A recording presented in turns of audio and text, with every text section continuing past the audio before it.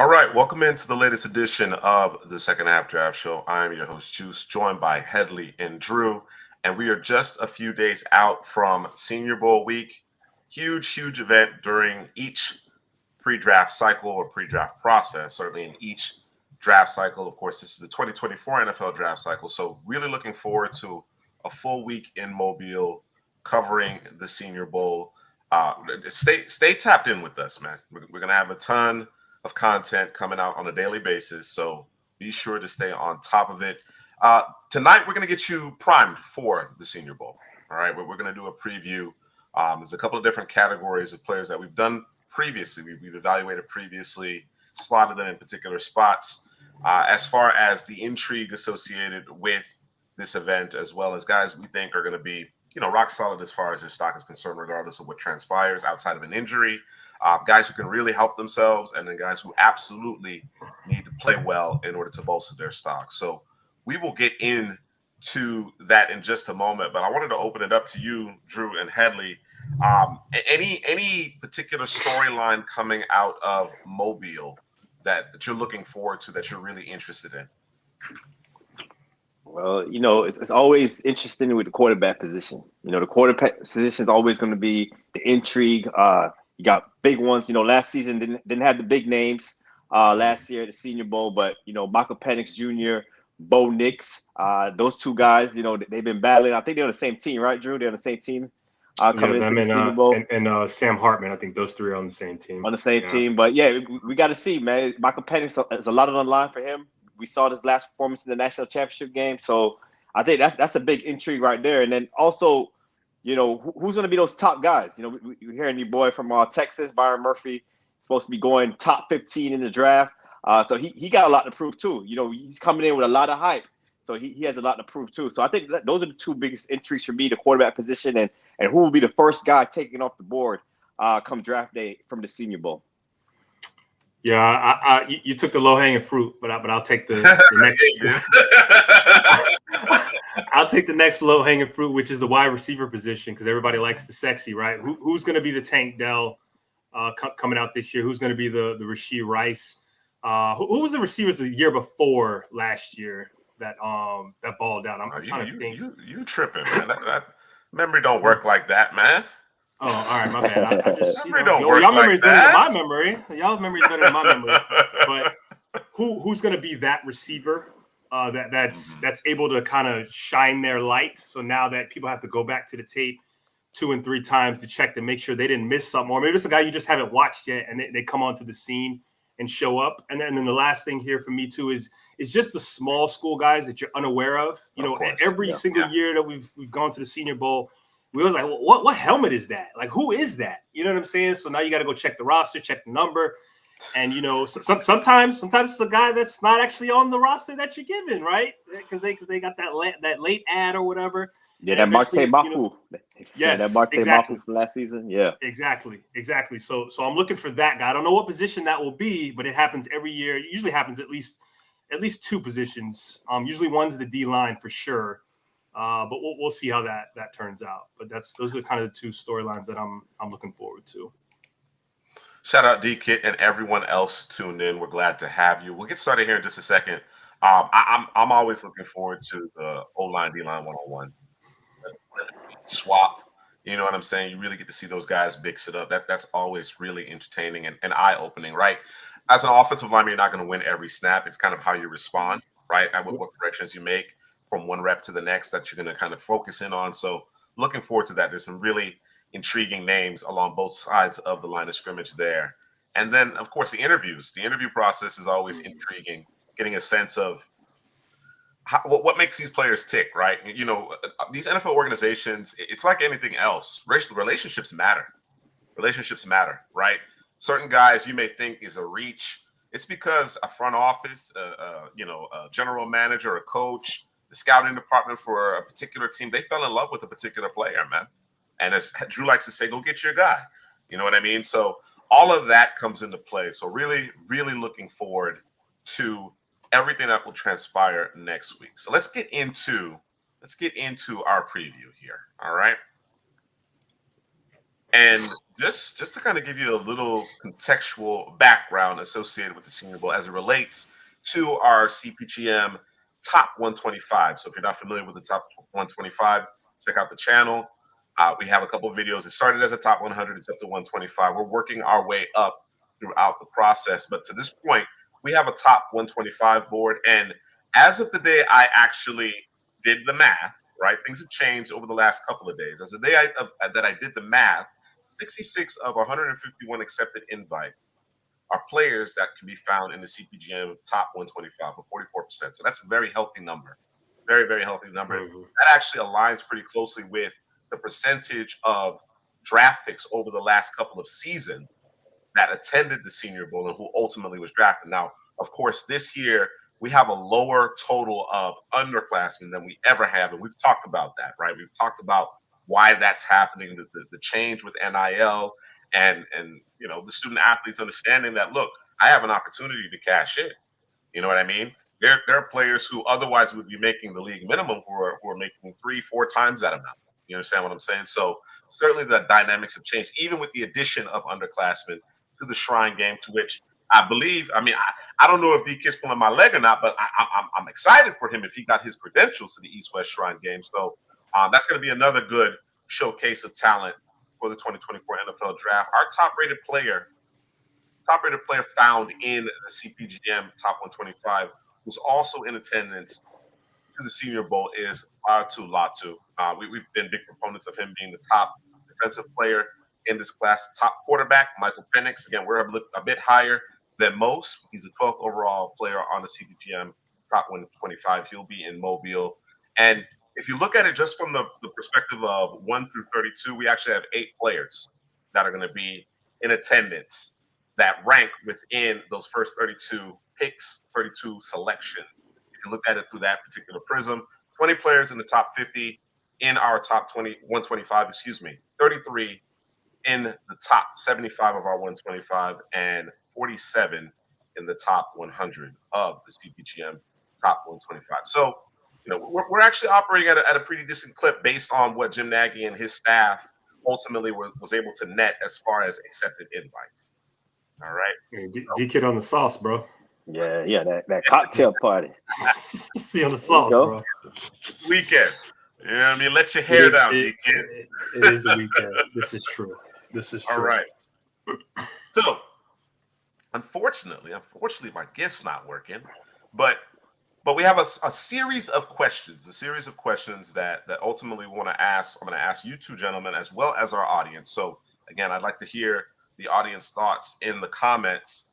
Who has the most to prove in Mobile? Of all the invitees that ultimately accepted, who are going to perform, we're going to show up to those practices, who has the most to prove? And I'm going to unveil the first guy, and you guys are probably going to laugh. You're probably going to laugh, but this guy's got to get the job done, as far as I'm concerned, man. James Williams, right? Ballyhooed prospect, the 6'5", the size, all the athletic ability. They're expecting him to play a lot of linebacker. They really want to get a good look at him to see if he's going to be an NFL linebacker. Of course, tall yet undersized linebacker. So it's obviously very interesting. I think he certainly has the athleticism instinctually. That's been some of his issue at safety. And of course, I think depending on the scheme that you're in, you probably need decent instincts to play at the second level of the defense as well. So I think he has a lot to prove. He certainly has a ton of talent, but I'm not sure what to expect here. And he's the type of player that could go in round 2 or round 5 for my money. You understand what I'm saying? And when you have that kind of variance in terms of where your stock may lie, yeah, you have a lot to prove. What do you think, Drew? No, I agree. It sounds real volatile. And again, you're talking about a position change from safety down to linebacker. And so now, we talked about it last week in terms of and one of the issues was his angles. You were talking about last week. He takes bad angles, right? So let's put him closer to the ball at the snap, right, to the line of scrimmage, and let's see if that kind of evaporates or if it's just a lesser degree of him taking bad angles and he can shore those things up. It's going to be real interesting to see him at linebacker. I usually don't pay too much attention to the linebacker drill. It's I want to see you in 11 on 11s, right? That's kind of where I'm going to see. I really key in on the linebackers, but I might be looking more at the linebacker drill this year specifically for him to see how he performs because, like you said, highly touted coming out. He was supposed to be the next coming of, I don't know, not Jesus Christ, but maybe, Matthew, Mark, Luke, or John, somebody like that, right? and it hasn't worked out. It hasn't worked out, right? For injury or for whatever the reason is, it didn't work out. And I think linebacker's probably his home. How much does he weigh? I don't remember the weight on him. He's like 225, 220, 225. Yeah. He's not big. He's not big, bro. Okay. From a weight perspective, he's not very big. Okay, it's like new age linebacker nowadays. It is. It is. But I do think if you're going to be that weight, you have to play with a certain level of instincts and feel for the position, and that's what I'm going to be looking for. I think the physical parts of the game he certainly can improve upon. You mentioned the angles, wrapping up. He likes to deliver the big blow, but he doesn't always wrap up. I think those are things that can be coached up, right? But as far as just the feel for the game and understanding and diagnosing, that's a different skill set, right? And again, as physical as he is as a striker, I wonder if he's going to be able to consistently stack and shed, or is he going to be jumping around blocks? What is he going to do? And of course, Drew, you mentioned paying closer attention to the linebacker drills in Mobile. I'm going to be keyed on that as well because I be able to cover. You got to be able to cover that. Yeah, we saw it last season when we watched Ivan Pace Jr. Linebacker, running back drills, covering running backs, covering tight ends. They got the blitz pickup where the running back supposed to block him, and no one could block him. Ivan Pace Jr. rushing the passer, and he showed that a little bit in Minnesota this season. So yeah, James Williams, man, it's always interesting to see. We brought up a guy like Marte Mapu last season, Sacramento State. He was a safety. He moved to linebacker, and he did pretty well there. He got drafted pretty early because of how he performed at the Senior Bowl. So not unlike James Williams here, he's moving from safety to linebacker. So we'll see, man. We'll see those 11-on-11 drills. Let's see if he has the instincts because he's a physical guy. He's aggressive. He'll come up and hit like Juice says. A lot of missed tackles in 2022, but had a shoulder injury. So it'd be interesting to dig in more into that 2023 tape and his performance at the Senior Bowl. And he could be a potential day 2 pick if he really goes out there and shows out. Oh, real quick, because I'm gonna derail it real quick. Of course you are. PL, I just got a question, man. I know you said sweet potato pie and everything, right? You sweet potatoes or you pumpkin pie, bro? I'm just asking for a friend. Just asking for a friend. Go ahead, bro. Yeah, we good. Juke mentioned he's honing in on the receivers in terms of who has the most to prove. Want to see if Leggett, Corley, Coleman, these guys are a little bit more nuanced in terms of their route running. That's a fair question. Absolutely. By the way, I think XL is going to kill it, but certainly, absolutely. But certainly that's a legitimate question mark. That they're going to have to demonstrate the ability to throttle down, get in and out of their breaks, and again, be more nuanced in terms of their route running for sure. All right, there is your answer, Drew. Thank you. Let's move on. Let's move on. Who do we have next here? We have Kalen King. So during summer scouting, I think we had Kalen King in the conversation for the top cornerback in the class. During summer scouting, of course, 2023 has come and gone, and certainly things have not necessarily worked out to that degree. He is outside of our top 50 as far as prospects in this class. But he has an opportunity here. He does have an opportunity here, Headley, to gain some ground, especially with a guy like Ennis Rakestraw, who I was really looking forward to watching. He's actually not going to participate. He originally accepted his invite, but he's nursing an injury, trying to get prepared to run at the combine. So what do you think about Kalen King and his prospects, how he can help himself at Mobile? Yeah, he gotta show out because that 2022 tape was far superior to the 2023 tape for Kalen King. It's a lot easier when you have a dog like Joey Porter on the other side, and teams not really as much worried about you. But when you don't have him, then how do you perform? Now you got to go guard the best receiver. You got to guard Marvin Harrison Jr. now for Ohio State, and he really got exposed in that game. But the 2022 tape was pretty good, in my opinion. He had the quick twitch, closing ability, click and close. His hips were a lot fluid. He did really well, but when I watched the 2023 tape, I dug into it a little more, and it's like he has a lot of wasted movements. It's like it's not as sticky. His hips are not as fluid. It's just he does. You know what life is about, bro? It's about movements. Yeah. Life is about movements, bro. And he got to really show that here at the Senior Bowl, because that one-on-one drill is set up for the wide receivers to win. To win, and yeah. You could get look real embarrassed. You could get really embarrassed out there if some hips ain't right. The Shakira hips, as we call it, man. But exactly. So he's a guy to really key in on and seeing if he has those wasted movements.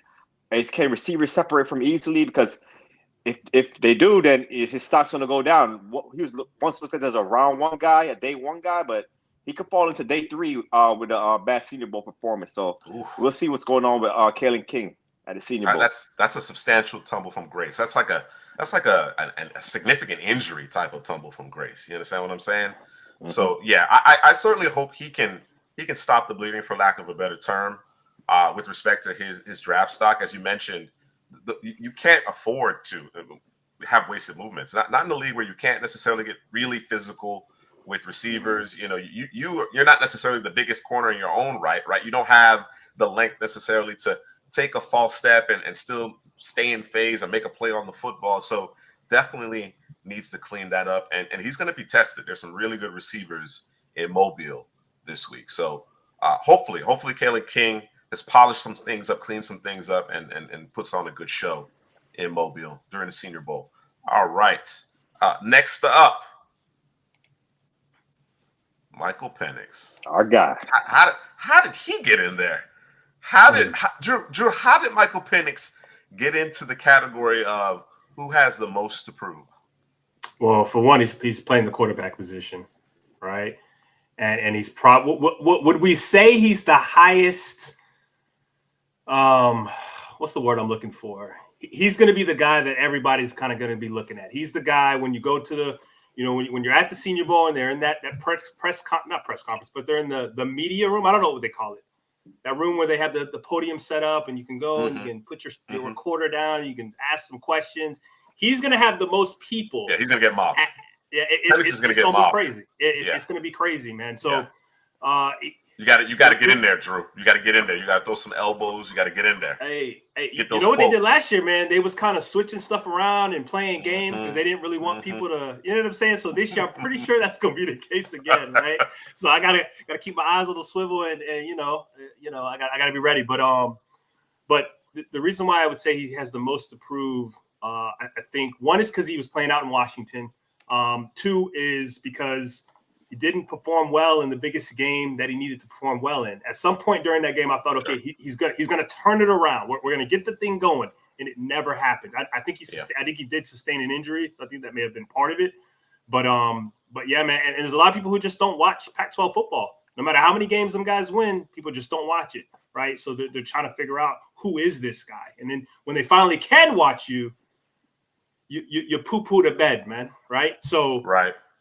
You gotta be able to turn this thing around. Plus, he's got the injury thing kind of sitting over him. He's got that Band-Aid, the Madden Band-Aid. He's got the Band-Aid on him right now.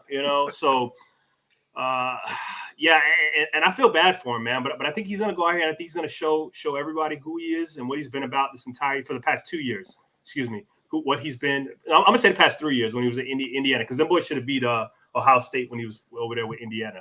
But defense can't stop nobody. But yeah, I don't feel bad for him. I think Michael Penix has been through enough adversity that this actually sets up really well for him. You understand what I'm saying? I think I talked about it ad nauseum last year with respect to Will Levis. I thought Will Levis hurt himself. He had a legitimate shot to get into the first round, and he didn't show up in Mobile, and of course he slipped out of the first round. You understand what I'm saying?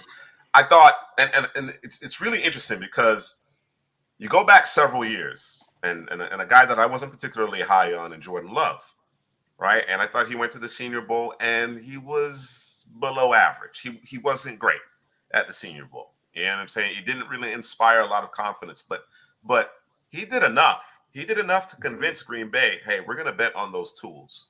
We're going to bet on those tools. We already have our quarterback in place. We don't have to rush him. You understand what I'm saying? But I think the fact that Jordan Love actually went to Mobile is the reason why he was able to develop that relationship with that coaching staff and found his way into the first round. And of course, outside of that ill-advised throw at the end of the playoff game, he's had a terrific year. You understand what I'm saying? His first year as a full-time starter. So I think the fact that Penix is going despite the fact that they had the tough loss, despite the fact that he suffered an injury, the fact that he's going bodes in his favor. Now, just go out there and spin it. Just go out there and spin it. You know what I'm saying? You don't necessarily have to light the world on fire, but you have to demonstrate that you put that national championship behind you. Honestly, I think the medicals, as we know, obviously are going to be a big deal for him, and the interviews. What happened? What happened against Michigan? Talk to me. You know what I'm saying? You know, I think that's going to be more than anything else. Now, I also believe, because he has a special arm, he has special arm talent. When he's able to rear back, you know what I'm saying, with that red jersey and show what he's capable of doing, I think he's going to turn some heads. So while I agree he has a lot to prove to the masses, I think he's in a great spot to do so. What about you, Headley?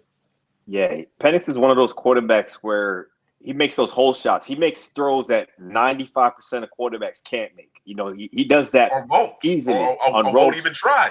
Opposite hash. So the arm talent is there. I think the main thing to watch, you know, at the Senior Bowl with him is that lower body mechanics, because we know he's all upper body throws sometimes. He got to enable that lower half. Can he spin it like that?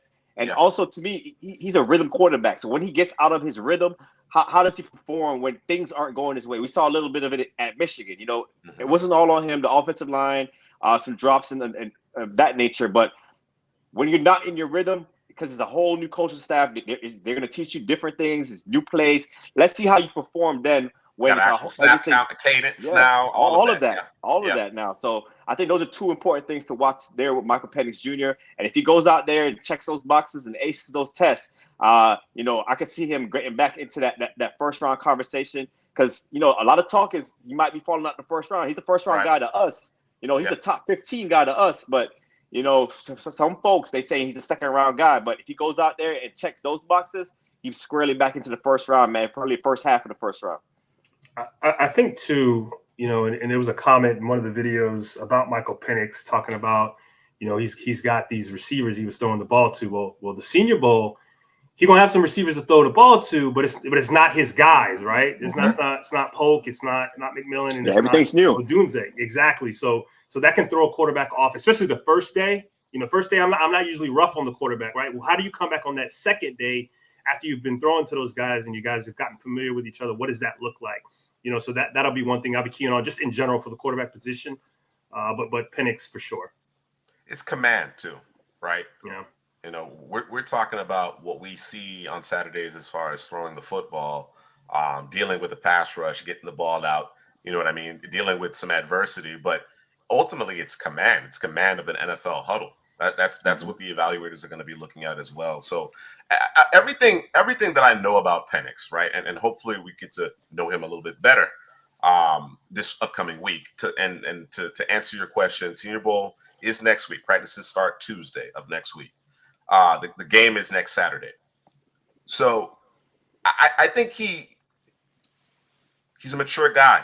Like I said, he's dealt with some adversity. He went through the transfer process. I think the way he was meticulous about his selection of Washington and understanding what he needed to do to put him in a position in order to actually be in this conversation right now goes a long way. I think he's going to help himself. But I agree.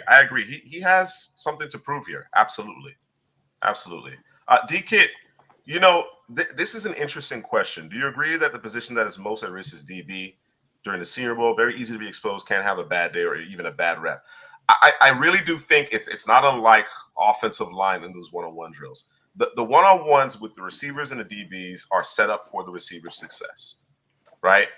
You know, if you're able to stay within phase for the most part, even if you're giving up the catch, it's a quality rep.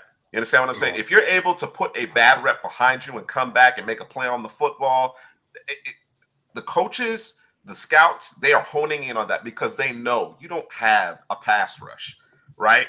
You know what I mean? The receivers have 7, 10, 12 seconds in order to get open. You understand what I'm saying? So they're just different elements. They're looking at your technique. They're looking at your ability to flip those hips in order to drive on the football, in order to not guess. You understand what I'm saying? Trust your technique and allow yourself to remain in phase. So it's not always a matter of whether or not you gave up a completion in these one-on-one drills and 7-on-7. It's about being where you're supposed to be, understanding how to work within the combination of coverages, again, particularly when you get into 7 and 7, 11 on 11.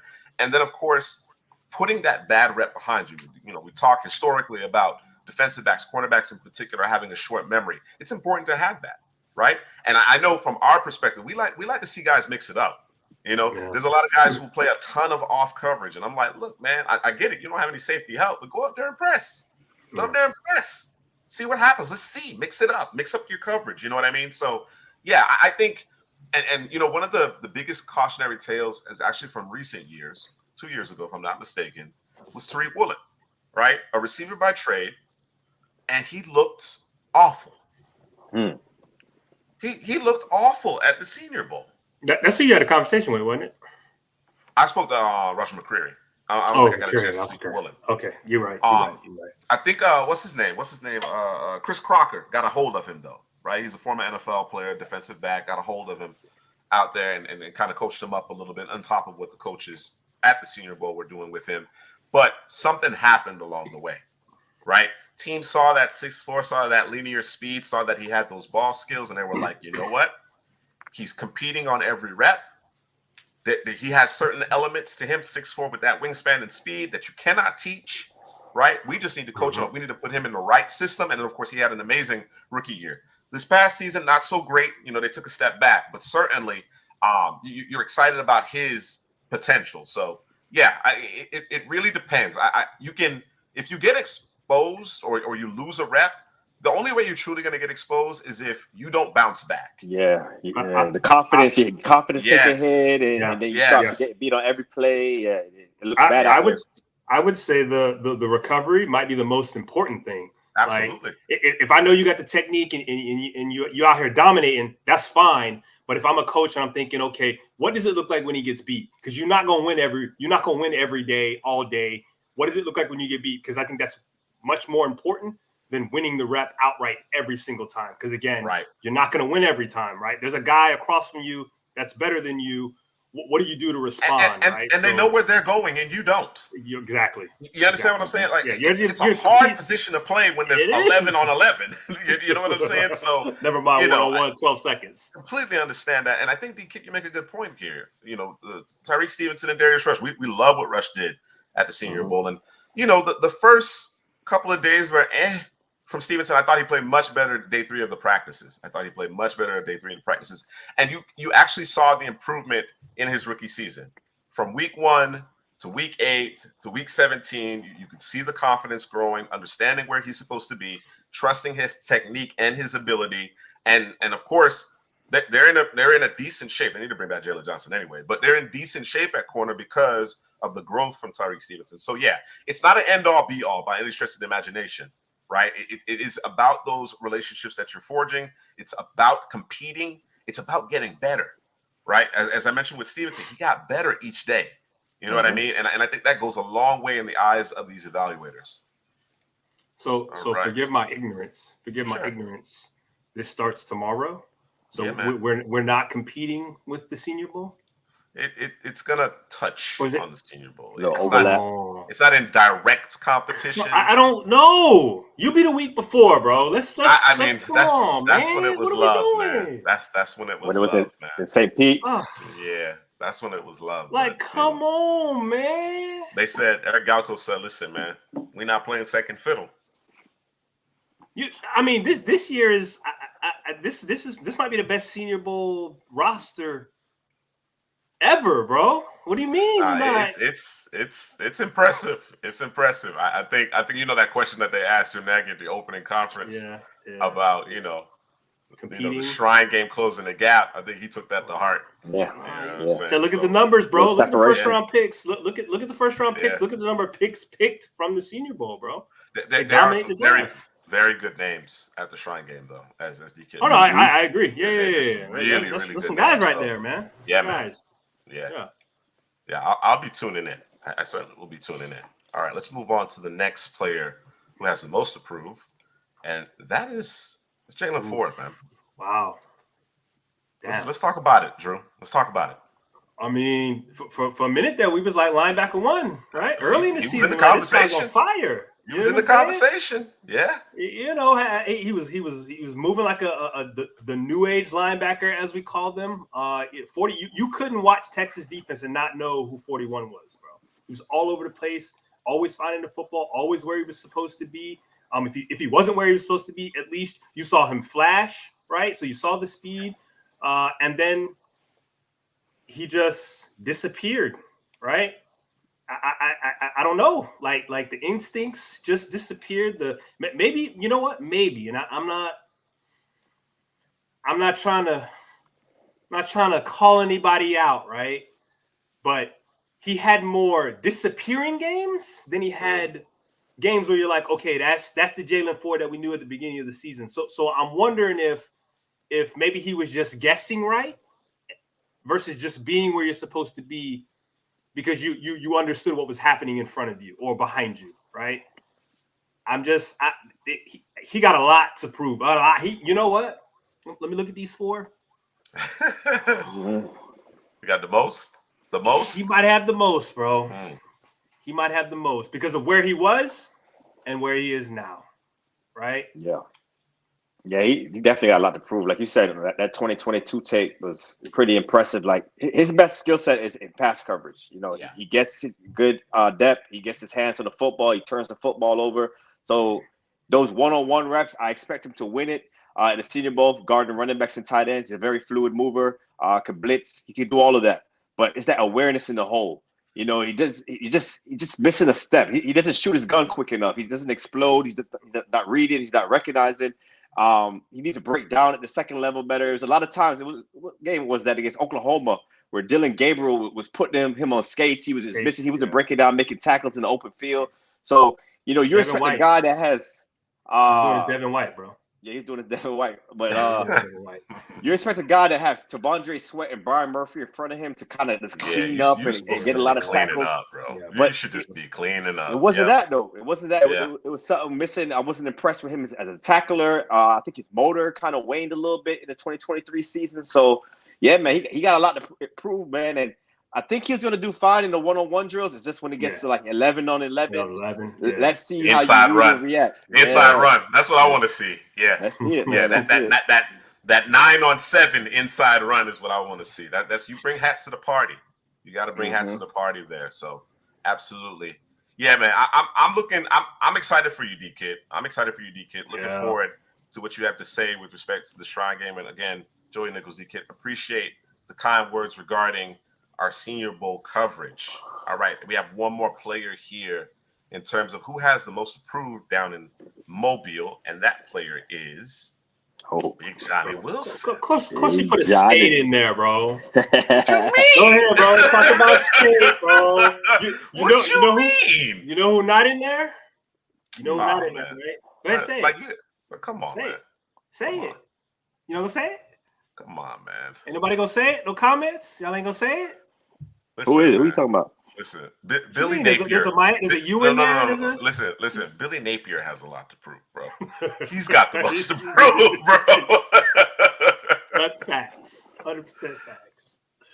I obviously Johnny Wilson is a massive guy who has really good straight line speed.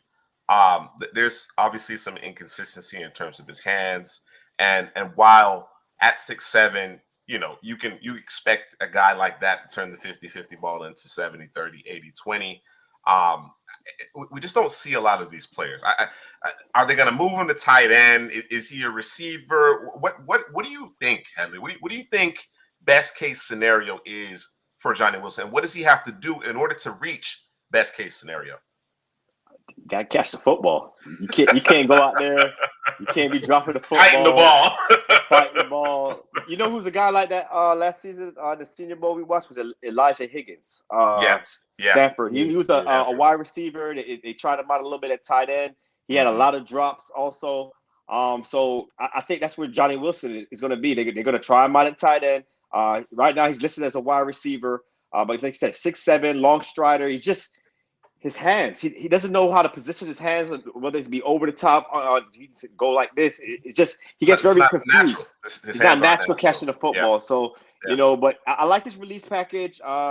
He gets open. He can stack DBs deep. So he has some skill set there, but we're going to see him at tight end. We're going to see him. And it's going to be a lot of guys that, they're going to move him around. Not like James Williams. You're going to see him at safety. You're going to see him at linebacker. We're going to see like Graham Barton move all over the offensive line. And we're going to see Johnny Wilson play wide receiver and tight end and see what he does there because he has a lot to prove, man. I'm not sure where he's going in the draft right now. I could see him as late day 3. If he's not drafted, I wouldn't even be surprised if he's not drafted. So, there's a wide range on Johnny Wilson, man. So he definitely has a lot to prove.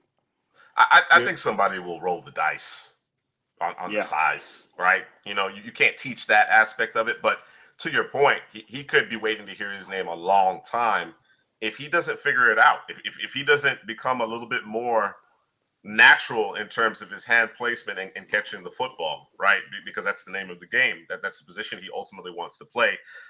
As far as him blocking, certainly he has the frame for it. You know what I mean? You want to see the consistent tenacity and the ability to do that in line.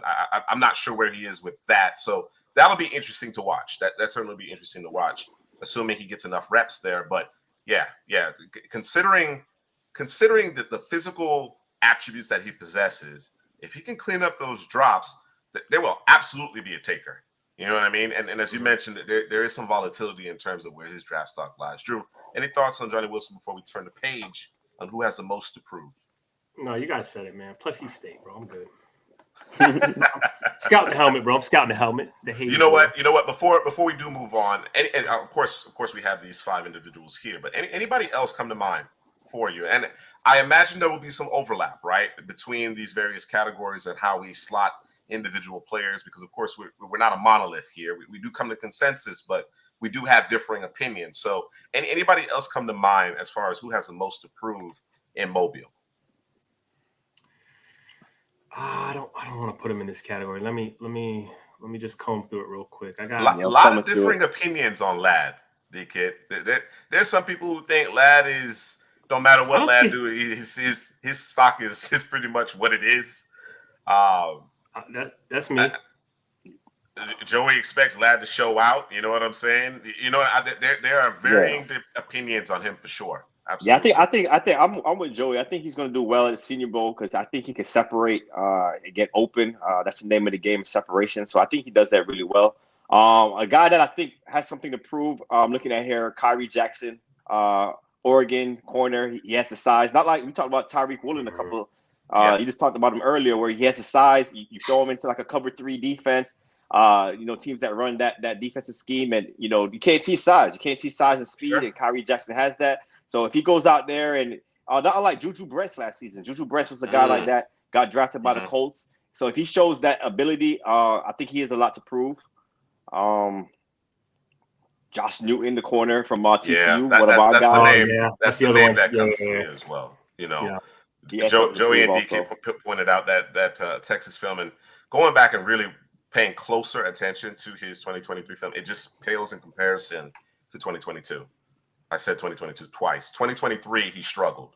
2022 the film looked terrific. So yeah, he's got to return. He's got to reclaim that level of performance in order to really help himself. But yeah, he's a player that comes to mind as far as having a lot to prove this weekend. And again, he's going to be tested. I don't like Kalen King and the rest of these DBs. What about you, Drew? Anybody in particular? I got Washington's linebacker. I'm a butcher, but I'm gonna try anyway. I know you're talking about. Edufone. I'm gonna call him Yulo. Ulafosio. Yeah, if he's coming downhill, if you ask him to play quick, fast, and in a hurry, as Headley likes to say, coming downhill, I think you got a guy. Like I don't think he's a true starter, but I think he's a guy. Maybe you throw in on third down, you want to add a little pass rush, special teams. Like I think. I think that would be a good thing for him. Where he struggles really is in pass coverage. The crazy part is I think he's 6'2", 6'1", 6'2", and he's 236, right? So he's not the 245 to 250 linebacker. And if he can beat the lineman to the spot, outstanding. But if them hands reach him, wrap him up. It's a wrap. It up, right? So he gonna have to show, either he gonna have to figure out how to stack and shed, or he's just gonna have to consistently beat the offensive lineman, man. And that's not. I don't believe that's a thing that you can always beat the offensive lineman to the spot, right?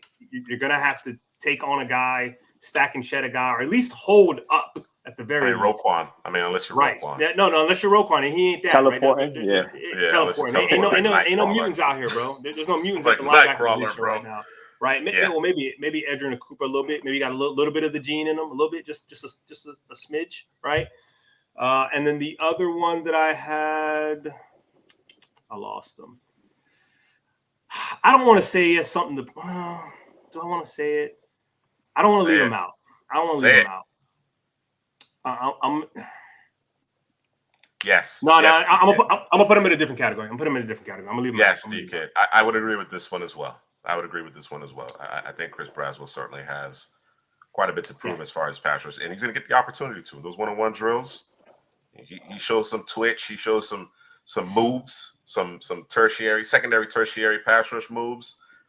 He can certainly help himself a lot. So I agree with you there. Yeah.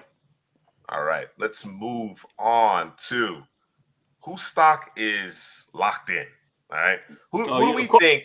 Pull it, bro. Yeah, man. Of course, that's the kid, bro. All right. Hey, listen. I wish it worked. I wish it worked, bro, because it was perfect. It was perfect, bro. You lock it up. Wedding crashes. You feel me? But yes. This is the group of guys that I think we.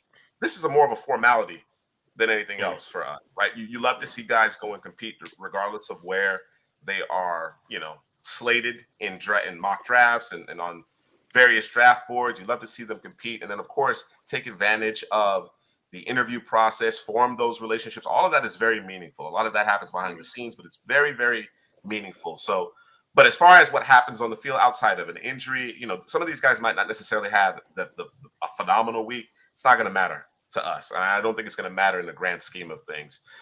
One thing I think you mentioned early, DK, you were talking about Roman Wilson being listed at 6 foot. That might be correct, but we will know for sure their sizes, right? That's part of that process in terms of the weigh-ins. Monday, right? It's that Monday, isn't it? Yeah, the weigh-ins and the heights and stuff that are reported by these colleges are generally all over the place. You understand what I'm saying? So we'll get a better sense of how these players actually measure up in terms of arm length, wings, the whole nine. All right. So our first player whose stock is locked in is none other than Latu. Yeah, that's our guy, man. That's our guy. We called it.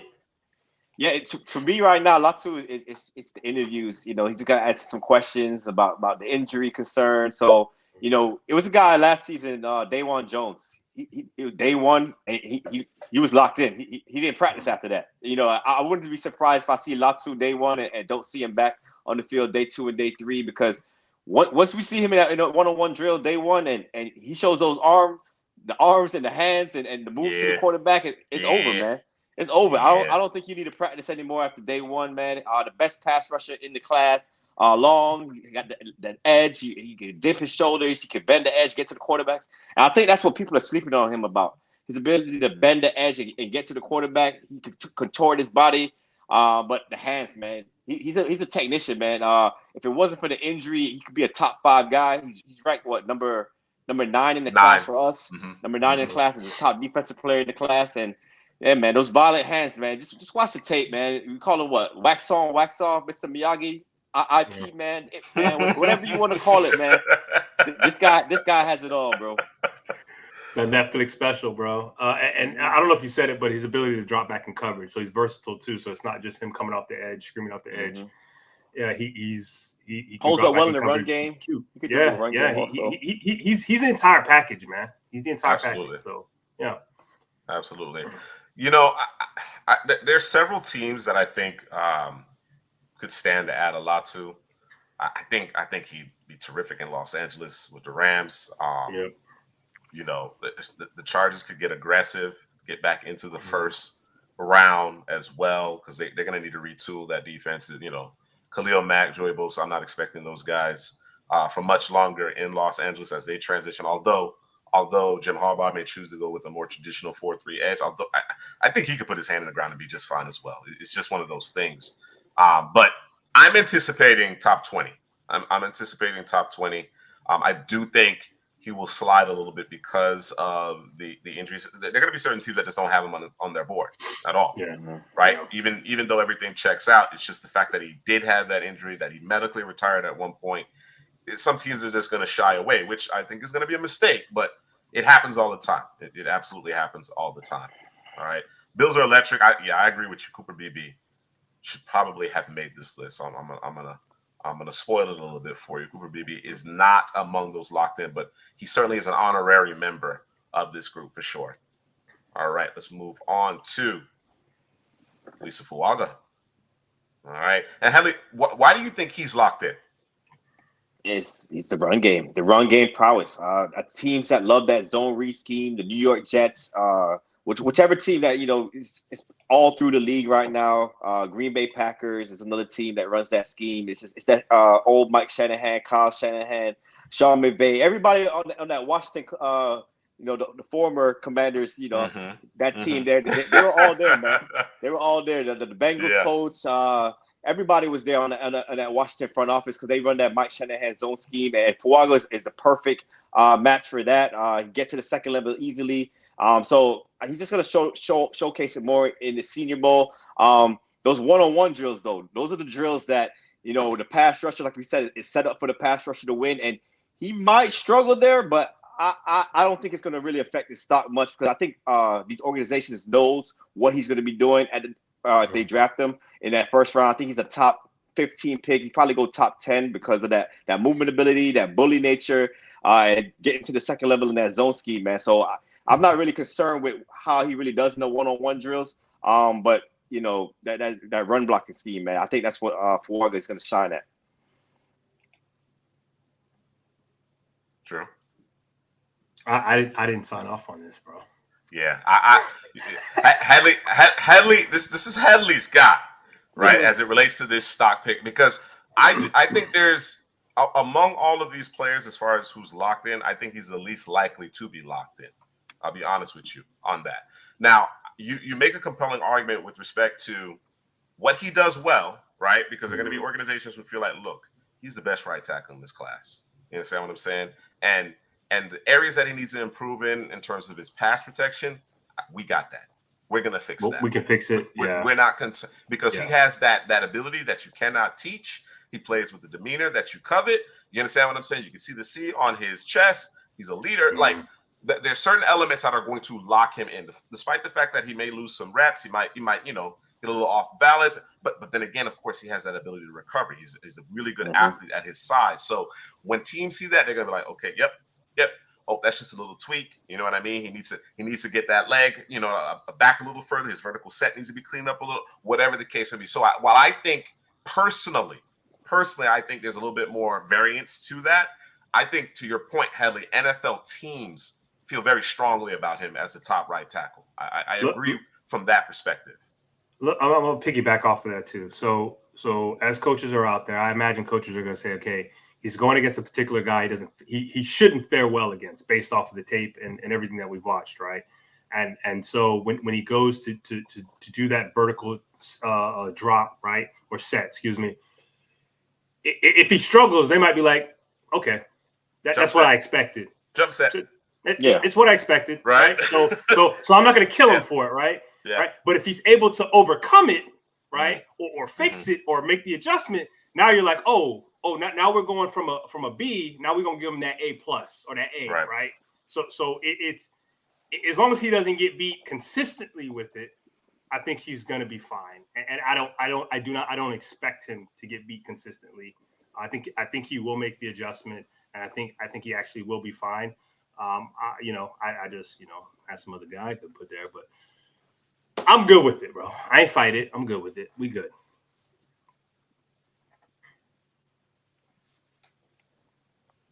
You stuck?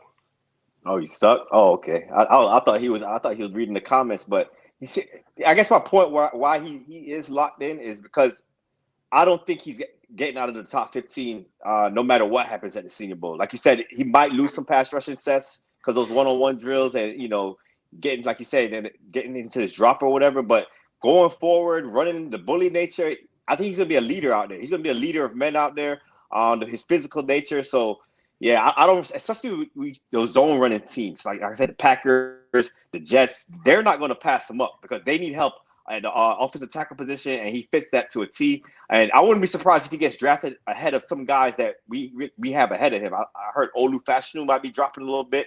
If a team is like, you know what, this guy Fuaga fits our scheme a lot better than Olu, we're going to draft him before Olu. I wouldn't do that because Olu is my number one tackle, but I could see an NFL organization doing that, man. Yeah, you fall in love with a guy. You like what you see about him. You're interviewing him. Maybe he passes the interview, and he's, especially if a coach looks at it and says, "I can fix that." That's an easy fix. Like, this is something Oregon State should have fixed, and they didn't. And it's just this movement here, this adjustment here, and it's a fix. And now you got you got a baller at that position, right? Versus, like you said, Olu, where, he was on the ground a little too much for the Michigan game. He was on the ground a little too much for the Ohio State game. So people have an issue with that, right? So, I completely understand. The graphic came down because Juice was in charge. You know who the next guy is going to be? Nah, I don't. Do you? Nah. It's a surprise. I mean, I can pull it up in the chat. Yeah, pull it up, man. Pull it up. Yeah, let's get back, man. And the thing about Fuaga too, he's in that Oregon State scheme. That's an NFL-ready scheme, man. I think a team's going to be like, he's ready right now, plug and play, starting right tackle. He's going to play for the next 10 to 15 years, and he's going to help us in the run game. And the things in the past game, like you said, we could fix that. We're going to be able to fix that. All right, Drew said he'll be back in a second, so I won't spoil it. But real quick, I saw. Let's get into the comments. Okay. We got this one right here. Where did I see it? Oh, Guyton. We talking about Guyton from Oklahoma, who we liked. I liked a lot coming into the season. I think he has a nice frame. I think he get a little bit wider, but he has good movement. But his hands don't match his feet, and that becomes a big problem when you're playing offensive line. But I think he has the traits that you want from the position in terms of the size. Again, for me, he'll get a little bit wider. Maybe he doesn't have to. But he's got the traits that you want. He's got to put it all together, man. Like, it's not consistent, right? But when he does put it all together, you put a bow on whoever's in front of him. It's done, right? But you just have to see it more, and you don't necessarily see it there. And I don't know that the Oklahoma scheme was the best there for him to kind of put it all together. But that's a guy who I think will be extremely volatile at the offensive tackle position, where some teams are like, nah. We're good. We're good off that. Or some are like, nah, we can fix that. It's not a problem. Now, I think he's a guy who it may take a while for him to get right. Yeah. Right. So that's kind of how to me,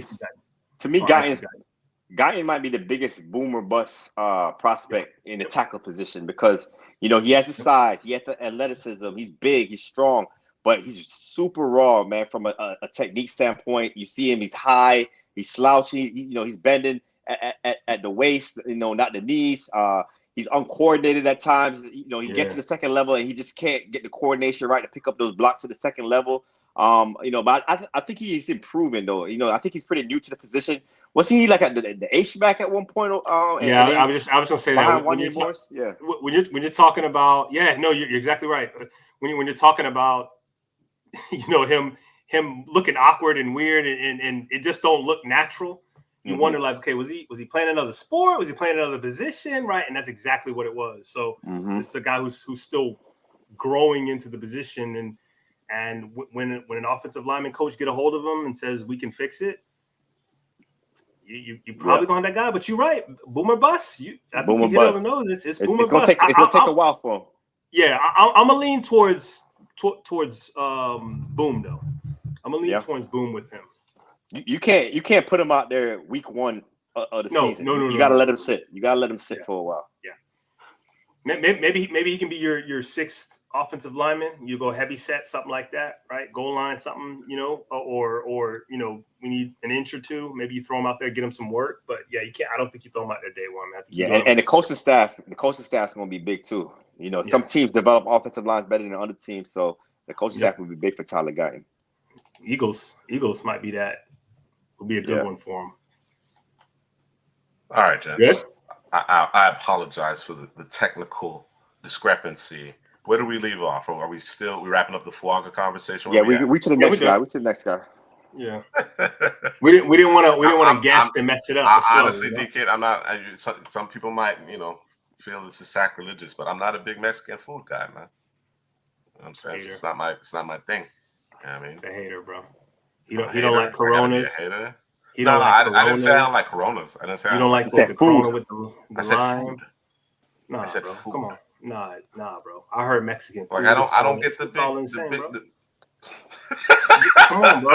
Come on, man. You don't like the burrito, the taco, bro, the nachos? I'm not a big taco. I mean, I some steak nachos from time to time. I'm not a big taco guy, man. People they lose their mind off for tacos. You know We're not saying the Taco Bell, bro.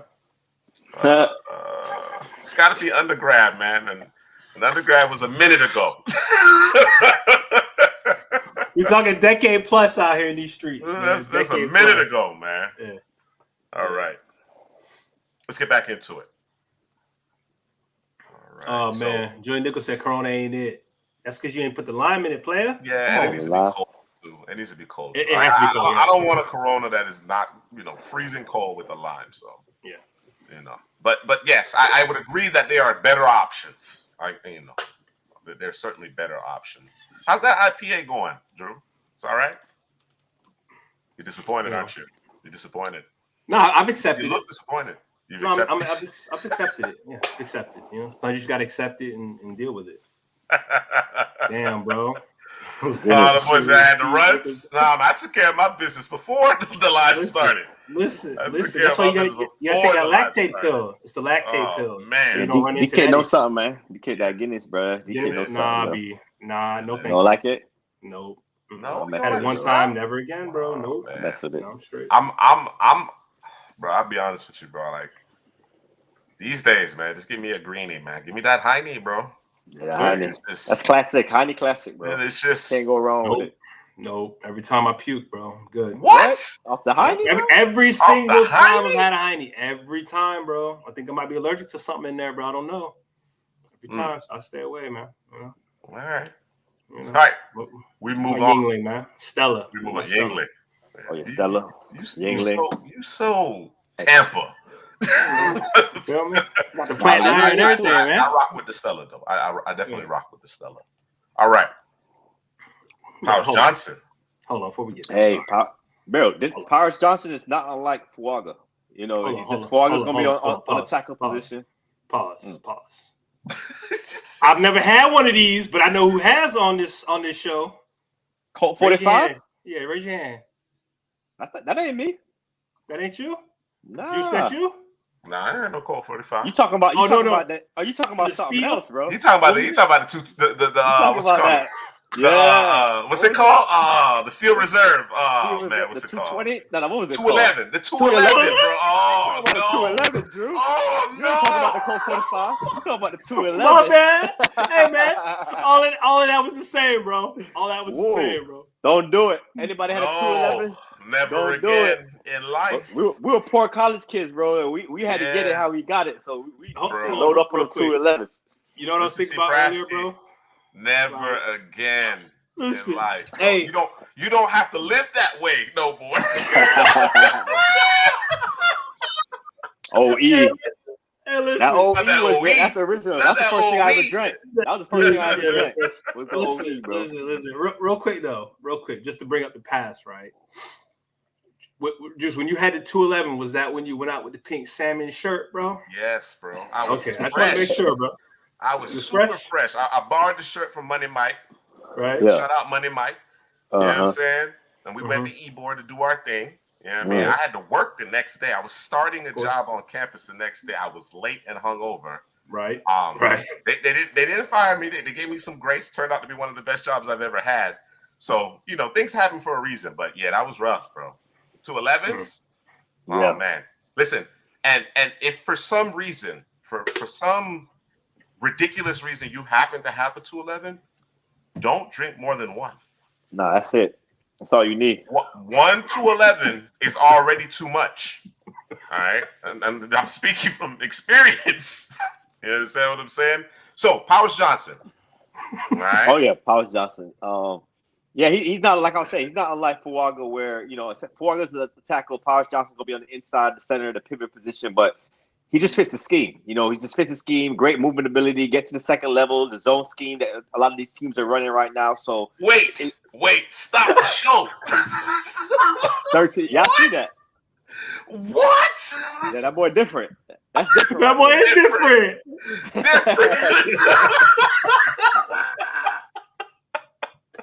Man, you wasn't watching no NBA Finals. NBA Finals was watching. I was watching you. Yeah, what? Man. Seriously. That boy different, man. Man. Oh, Hard man. life. All right. Yeah, so no matter what happens, his stock's not changing. Powers Johnson, he's probably going to be the first or the second interior offensive lineman off the board. He's going to be a middle first round pick, man. He fits that scheme perfect, man. Helps in the run game, moves very well. So, yeah, I don't see him moving off the spot. I think your boy is coming. Yeah. Zach Frazier? Frazier? Yeah. Oh, yeah, I like Zach Frazier, too. Zach Yeah, that's Frazier. word on the street. Absolutely. They're saying that's who is center one. It's out of him and Zach Frazier. So yeah, the thing about Frazier though, he's versatile. He could play anything. Yeah. He could play power. He could play zone. I think Powers Johnson is more strictly a zone guy. But Zach Frazier could do it all, man. Former wrestler, 4 years experience. He's bully. He does everything, man. Run, pass game. He's just not the most athletic guy. But he could do everything else on the football field. I love the edge that these two players play with. I agree. Body bagging, burying folks out there. You know what I'm saying? Finishing blocks, cleaning things up. So love the attitude that they play with. Well, the last time we wrestled at center was your boy, Linderbaum. Also, so maybe that might be the new trend to play center. You got to go wrestle, man. Give you extra. You get that leverage. That leverage, bro. You get that leverage. The angles, the technique. It helps, bro. That two-sport athlete. You want to be a two-sport athlete at this level. Cam Kitchens comes in as our next player whose stock is locked in. Check out the video. Did the film breakdown. It's lovely. You see the good, bad, and the ugly. And it's not a lot of bad and ugly. It's not a lot of bad and ugly. But when it's ugly with Cam in 2023. But I firmly believe that his stock is locked in, right? He's either your top safety or he's number 2 behind Tyler Nubin. And we've talked about it, Drew, as to why folks might prefer Nubin. I think he's a bit of a safer prospect, a cleaner prospect coming out. Playmaking. Yeah, the playmaking, upside that Cameron Kitchens has as a true junior coming out versus Nubin, who's, I believe, a 5th-year senior. You know what I mean? He's a more mature player, right? A different type of player. I think Kitchens has a chance to be special. I think he has a chance to be special, right? And it's funny because this time last year, maybe post 2023 NFL draft, the conversation started happening about 2024, the early prognostications, and everybody. I shouldn't say everybody, but there was a high for James Williams, right? James Williams was the guy. Even with Cam Kitchens coming off AP All-American season, that James Williams was the guy because, of course, James presents that unique frame, size, speed, physicality element, right? But I don't think there's anything that James Williams does better than Cameron Kitchens, right? And my point with respect to Kitchens is that he's so much more than just over the top, single high, free safety that makes plays on the back end, right? He can line up in the box. He can make plays in the short to intermediate. He can tackle. He can affect the quarterback if you send him on the blitz. I've seen him be the force edge defender and get underneath the tackle and create a tackle for loss. He can do it all. And then, of course, what he does when the ball is in the air, tracking the football, turning the football over is special. So there's an over-aggressiveness in him, which is where you kind of have to temper that. But as far as I'm concerned, his stock is locked in, regardless of what transpires here at Mobile. Again, formality for Cam Kitchens, in my opinion. Yeah, the single word to me that describes Cam Kitchens is range.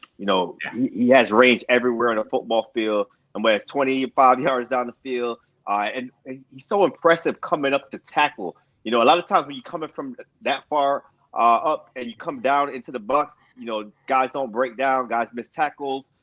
Looking at you, I think it's Bo Brady. Even though I do like Bo Brady, you got to tackle, man. So that's what's more impressive to me about Cam Kitchens. Yeah, Joey, there certainly were, and I think it's one of those situations where you're trying to do too much. You're trying to do too much. You have to understand down and distance the circumstance. You're the last line of defense. You know what I mean? More often than not. So, but I think with quality coaching, somebody's that's going to be hard on him, a defensive back coach that's going to give him an earful when he doesn't do his job. I think he can rein that in enough because, of course, you don't want to take the playmaking aspect out of his game. You don't want to coach that out of him. But certainly, he has to understand when to fire his gun. I mentioned it on the film breakdown. It's selective aggressiveness. You have to understand when it's appropriate to be aggressive.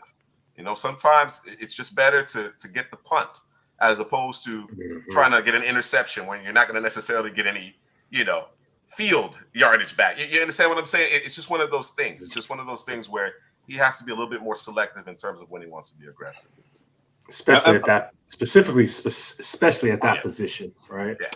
Yeah, and I misspoke. Not Bo Bray, Sion Vaki. That's the guy that doesn't break down and miss tackles a lot. That's Sion Vaki from Utah. There you go. All right, so we got one more prospect here whose stock is locked as far as we're concerned. We think their draft stock is impervious. But that looked like he got a that looked like he had a T'Vondre Sweat. It looked like he had a lacrosse helmet on in the if you back it up, can you back it up? What? You talking about that looks like a lacrosse helmet? Yeah, look like the old school. Yeah. He look like one of them old school guys, man. Is he right there? Not the helmet. Yeah, you might. Yeah, that's You're right. You're right. Yeah, I don't think he can hurt his stock outside of getting injured. Knock on some wood. I don't see him. He offers I think a really good skill set in terms of he could be a guy that could two gap. He's a guy that could shoot the gap if you need be.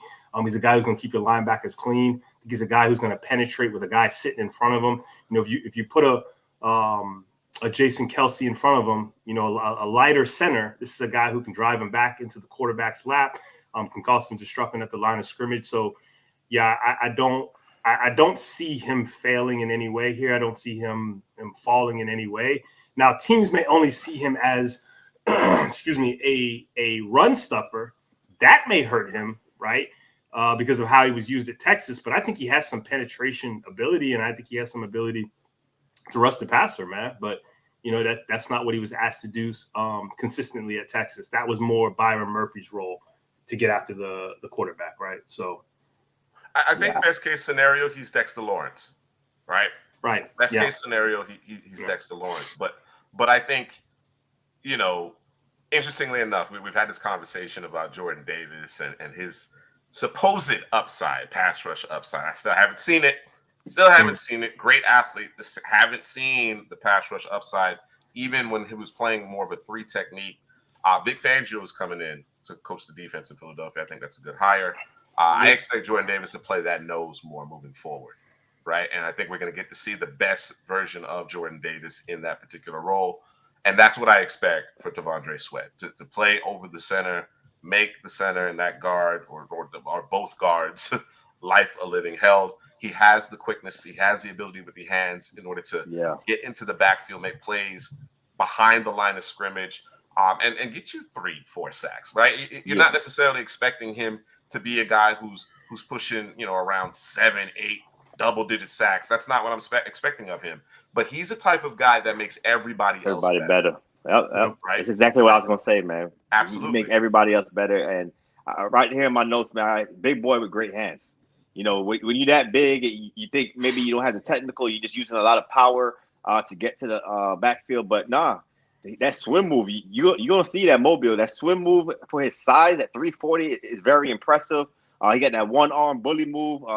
He could, like you said, he's going to be a run stuffer. He's going to free up your linebackers. But like you said, he could get to the quarterback. Even if he doesn't sack the quarterback, just to move him off the spot a little bit, get the edge rushers to sack. And the only thing with him is that motor. I know you're 340 pounds. Hopefully, he doesn't go up to 360. He got to stay 340 or under because that motor sometimes, it wanes, especially late in the games, man. That's when you want to have your best stuff late in the game. So, you just got to just keep that weight down, man, and he'll be just fine. You don't want no Gilbert Brown out there, bro? Nah, Gilbert Brown was different, bro. It's a different time, bro. Ted That boy Washingtons said- and stuff, bro. That's just different. That's different kind of grease, bro. It The is. grease ain't the same no more, man. The grease ain't the same. It's a different kind of grease. Anybody else? Anybody else come to mind as far as players you feel are locked in as far as their draft stock, regardless of what transpires in Mobile this upcoming week? Yeah, you said him earlier. I would say Lad McConkey. Did I say that right? I like to call him Lad. I don't think there's anything that Lad can do to raise his stock. I don't think there's anything he can do to hurt his stock. I think he is who he is. Teams are going to see him as whatever that is, and that's going to be it. Right? If he goes out there and he's uncoverable, I don't think his draft stock changes. I think we know what he is. He's not going to surprise anybody. Like I don't know how you watch Georgia this past season and you're going to be surprised if he goes out there and lights it up, right? So I don't see any change from You know why, at bro. all. You know why. Oh, I mean, listen, I don't scout this, bro. I hear Feel you. me? I don't scout I this, right? But there's people weird out there, right? So I hear you, and I think it sets up well. Right? We talked about the amount of talent in this draft class at the receiver position. He's going to be flanked by a ton of talent. Not to say that he isn't talented enough to get it done in his own right. Right? He's probably going to play a ton of slot, and his skill set, his game is tailor made for those one-on-ones. Yep. Yeah. The smaller, quicker guys that get in and out of their breaks, they tear up the one-on-ones, man. You understand what I'm saying? So I expect it really. I guess I'm not as. Let me take a step back. Let me restate this. I think there's a very broad spectrum of potential outcomes for Lad McConkey. I think in the scouting realm, there is a lot of optimism about how early he could go. Right. I think those who are obviously uninitiated, and of course, Georgia is a run first team, may feel like, okay, he was kind of the token white guy. You know what I'm saying? Particularly when Brock Bowers wasn't necessarily the focal point of the offense like he was the last couple of seasons with Todd Monken as the offensive coordinator. So it's one of those things where, as you mentioned, Drew, you don't scout that aspect of it. You see what he does. What does he do well? He does exactly what is necessary at the next level, which is route guys up. You understand what I'm saying? Plays with great pace as far as his route running is concerned. Understands when to throttle up, throttle down. So I agree that he should have a good day. I just don't know that his stock is necessarily locked in regardless of how he performs, right? Yeah. There may be people, like you mentioned, that their opinion won't necessarily change because they think he's too small, right? They think he's only a slot receiver, whatever the case may be. But yeah, I'm not certain that he's a locked in guy, but I guess there's people on both ends of that spectrum, whereas there could be a very wide variance as it pertains to, where his stock lies based on his performance this week, and others who, they already have their grade in on him and they just probably just cross-referencing when he runs his 40. You understand what I'm saying? So he's an intriguing one. He certainly is an intriguing one. And if anybody else, I got one guy, Juice Man, and I'm not sure if anybody's going to agree with me, but he's locked in as far as I'm concerned. Mikey Sanders still, the DB from Michigan. To me, I think he's locked in as one of the best slot corners in this class already. The wide receiver turned cornerback. He's just physical. He likes to get hands on guys. I think NFL teams know about him already. I don't think that the Senior Bowl is gonna push him up or push him down. I think teams know. I think he's a day 2 guy. Either round 2 or round 3. He comes to the quarterback. He hits. He did his thing against Jalen McMillan in that championship game against Washington. And he gets through the trash really well. That's something that I'm really impressed with Sanders still, just being able to get through the trash and get to the ball carrier and get guys on the ground. So, I think he's pretty locked in as one of the top nickel corners in this class. My question with respect to him, because I don't necessarily disagree with you in terms of your assessment of his ability, is how much higher he could go. Yeah. You understand what I'm saying? Like, I'm not saying, Sanders still goes out there and he stubs his toe and he's like, I'm not expecting that at all. I'm expecting him to be one of the better defensive backs in Mobile. So I actually see his stock. He's one of those players that I'm expecting to impress You understand what I'm saying? So, Mm-hmm. not to say that any of these 5 wouldn't impress, but again, I just don't know that a less than stellar, as I mentioned before, performance is necessarily going to hurt them, right? They could be average, and they're still going to be selected exactly where I think most of us anticipate them being selected. So, all right, that's going to do it for our players whose stock is locked, the guys that we believe have a impervious draft stock heading into Mobile.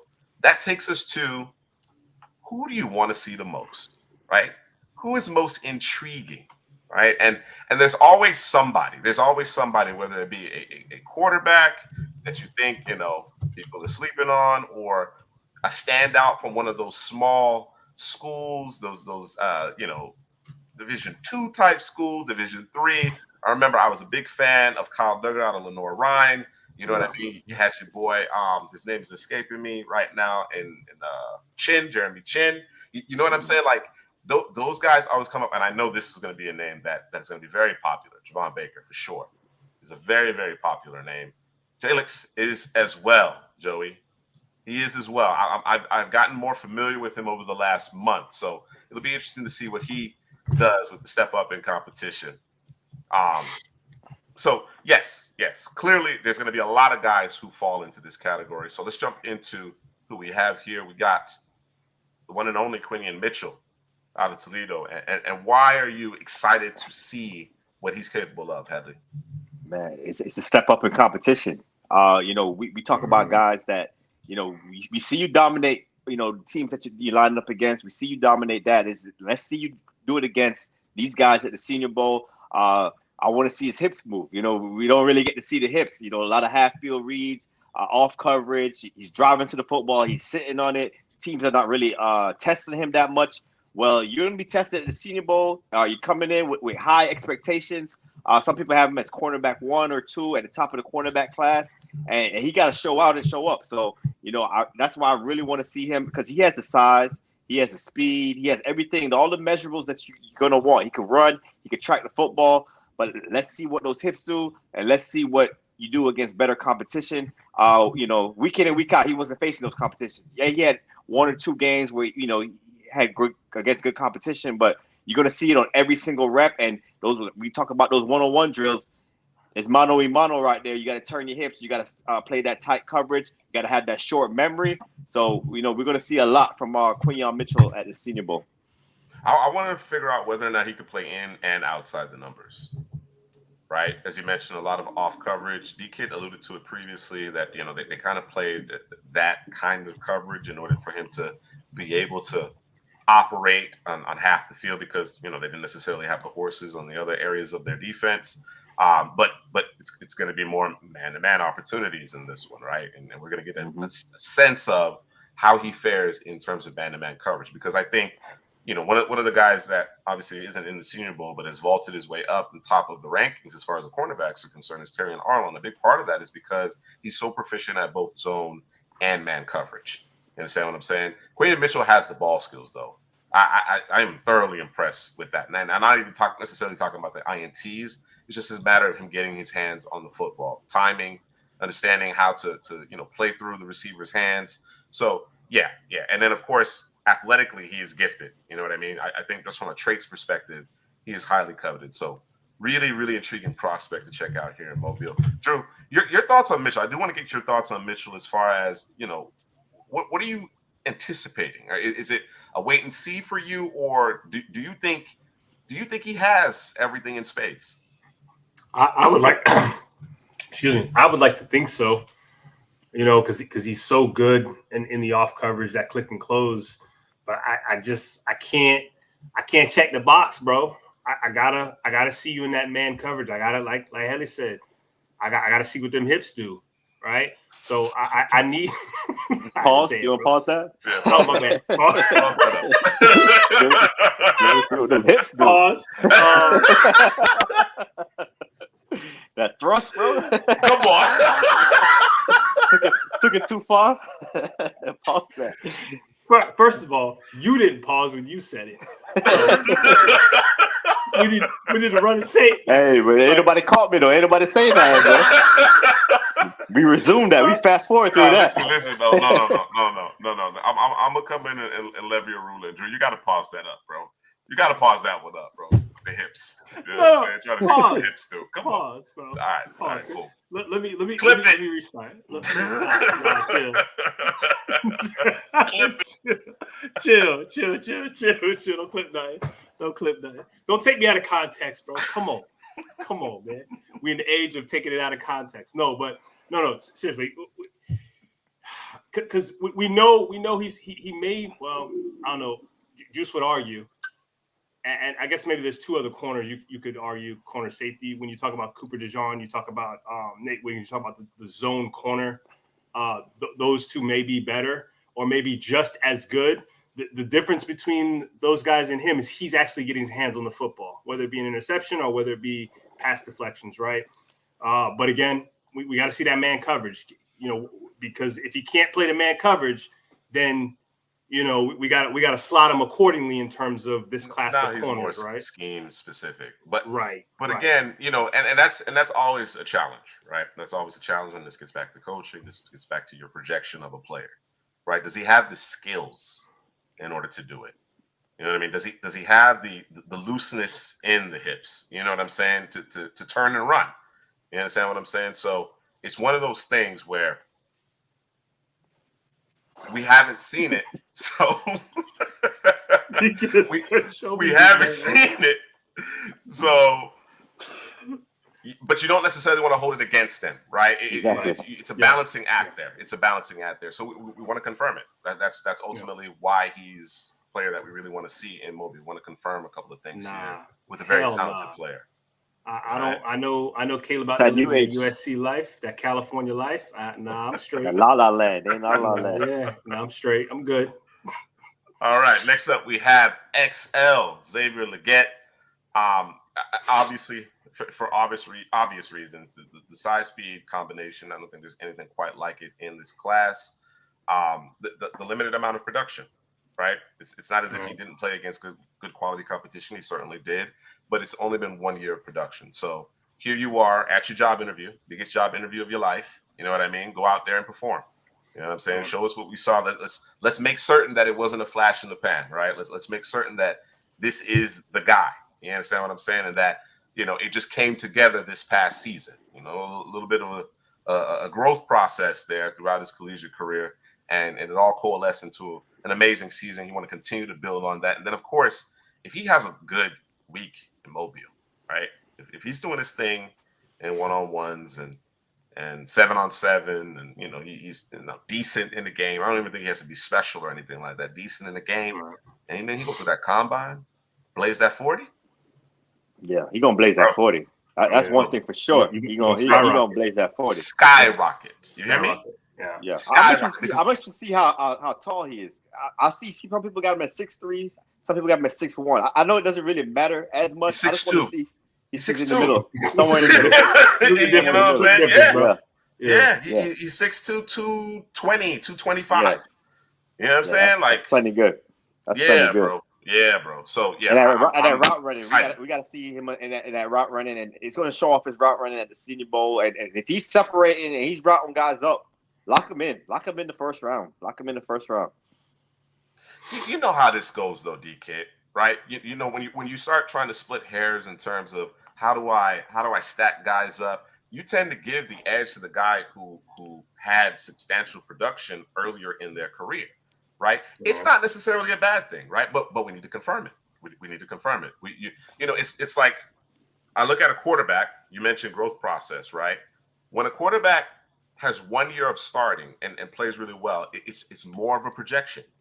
You understand what I'm saying? If he has 3 years under his belt, 2 years under his belt, it's less of a projection. It's still a projection regardless. That's just the nature of the draft. But the more you have to work with, the easier typically the projection is. So that's really why it's not necessarily a bad thing, but it's part of the process, as you mentioned. All right. Yes, I would agree with this. I think Jonathan Mingo is a much more linear athlete compared to Legette. I think Legette is a little bit more stacked. It's not just linear. I think he has wiggle. I think he has the ability to make plays at every level of the field, whereas Mingo, you want to get him going vertically. Yeah, I don't think Carolina used him. And you said Joey Nichols saying he ain't it. I just think he wasn't used correctly in that offense. And he didn't have time. The offensive line wouldn't block for Bryce Young. You got to give him a little bit more time, right? Because I think what Joey Nichols probably saw was what he looked like when he didn't know what he was doing, and he looked like he had cement blocks on his feet. But by the end of the year, you could see him playing faster. You could see his game speed really picked up. He was playing with more confidence, understood what he was doing as opposed to just kind of thinking about what he was doing. So it's just going to take a little bit more time with him. I don't think he'll ever develop into, that prototypical X that, we might have hoped, lead dog in the receiver room. But I think he can be a nice complementary piece to a receiving game. Give him a little bit more time to continue to develop. Yeah, that's part of it too. Unimaginative offense. And again, to Headley's point, without the pass protection, you weren't able to leverage what he does best, which is get vertical. Stat DBs, stat DBs. That's what he did at Ole Miss, time after time. Hey, listen, your boy Metcalf. So I don't want to draw. Come on, man. Let me cook. Right. So obviously Metcalf had the injury pass, right, and Metcalf, wasn't a great route runner. He's still not a great route runner, but he has improved substantially, right? And he can sell that curl, that comeback now. He can absolutely sell it. You understand what I'm saying? So it is something that can be worked on. It's something that can be worked on. Whether or not he actually masters it, Joey, I'm not sure, but I'm willing to give him a little bit more time to develop. The guy that, I thought might be a little bit better, but I don't see it. I don't see the work ethic. Is Terrace Marshall. That's the big disappointment for me is Terrace Marshall in Carolina. Yeah, I definitely agree with that one. Yeah, agreed. All right. Next up, we have, and I believe you gentlemen had talked about him at length. Tyler Damn. We done ruined it, bro. We was trying not to. All right. It was in the comment section. Yeah, I mean, we talked about it earlier in terms of we love the traits that he has, but it's kind of hit or miss, kind of rolling the dice to see what you get every play with him, right? So I think that a lot of teams are going to look at him and say, I can fix that, or hell, we're not touching him, right? Again, he's got the traits that the hands don't match the feet. When the hands do match the feet, you got an elite player, prospect, whatever the hell you want to call it. He's that guy, but it just doesn't happen often enough for you to say, but for you to feel as though you can draft him top 10. Sorry, I had to get that out. No, I'm talking about D-Kid right here, man. Comment, bro. Yeah, man. He looked off balance in the picture. He's betting at the waist, not betting at the knees. Hey, I Juiced can't it on argue purpose, that, bro. Juiced it on purpose, bro. Damn, bro. What you doing, bro? Why you doing I didn't know what I was doing, bro. My bad. Okay. My bad. Right. Damn. Okay. I think as you guys have obviously made it clear as it relates to Tyler Guyton, raw, a little bit raw, right? The clay, that fine clay that you want to mold. Give him time to develop, right? It's one of those things, and hopefully he lands with a team that has a proven track record of developing offensive linemen, guys who may not necessarily have been the most polished. And again, as we talked about, this is a projection. This is a projection. Now, when you're drafting guys like that, you have to weigh the cost benefit analysis, right?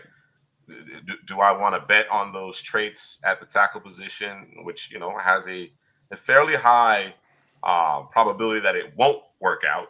You understand what I'm saying?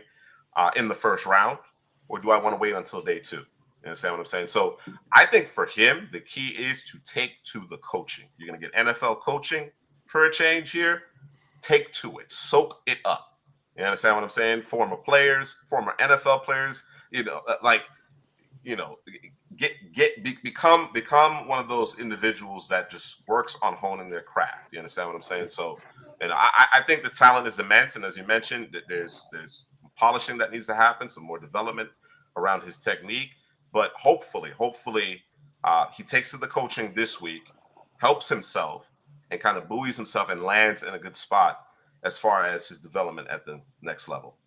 Yeah, I see a lot of mocks drafting him in the first round, and I get it, the potential, but I'll be scared. If I'm a GM, I'll be scared to draft Tyler Guyton in the first round. I'd rather wait a little bit and get Kingsley from BYU or maybe moving up and drafting a Mary Smith from Georgia, because those are other guys that is just has that size, that speed. But I think from a technical standpoint, those two guys are ahead of Tyler Guyton right now. You taking Morgan ahead of Guyton? Yeah. Yep. Jordan Morgan's another what guy. about Patrick Paul? You taking Patrick Paul ahead of Guyton? That's where I'm gonna say, okay, I'm gonna kind of go with the upside of Guyton over Patrick Paul. I would agree. Okay. Yep. All right. Next up, Michael Pratt. Right, he seems like the forgotten guy among the quarterbacks. You understand what I'm saying? And I debated Spencer Rattler, Michael Pratt here. I watched a lot of Spencer Rattler over the course of his career, as far as Oklahoma and South Carolina more recently. Not as much Michael Pratt. I think he has a unique opportunity, though. If I'm not mistaken, correct me if I'm wrong, he's on the team that is not with Penix and Nix. Correct. Right? That's correct. I think that offers a unique opportunity. He's on the Rattler team. It's him and Rattler. Exactly. And, I think this offers him a unique opportunity, right? I don't think it'd necessarily be a bad thing if he was on that team, because he go out there and outperform Penix and Nix and see what happens. You understand what I'm saying? But the fact that, he's going to get those reps, the substantial amount of reps on a different team, and the amount of NFL teams that either don't have a quarterback right now or are going to be looking for a quarterback in the next year or two, right? He's the type of player that you get him in a system, don't necessarily have to thrust him into immediate playing time, right?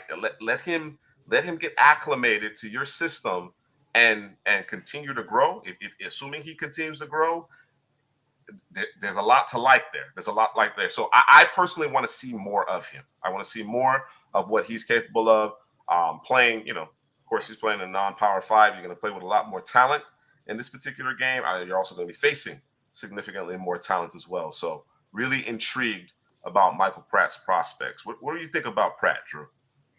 I think he has a high floor because his ability to process, stand back there, get through his reads, get it to the guy, and worst case scenario, he does have the athletic ability to take off and run, extend plays.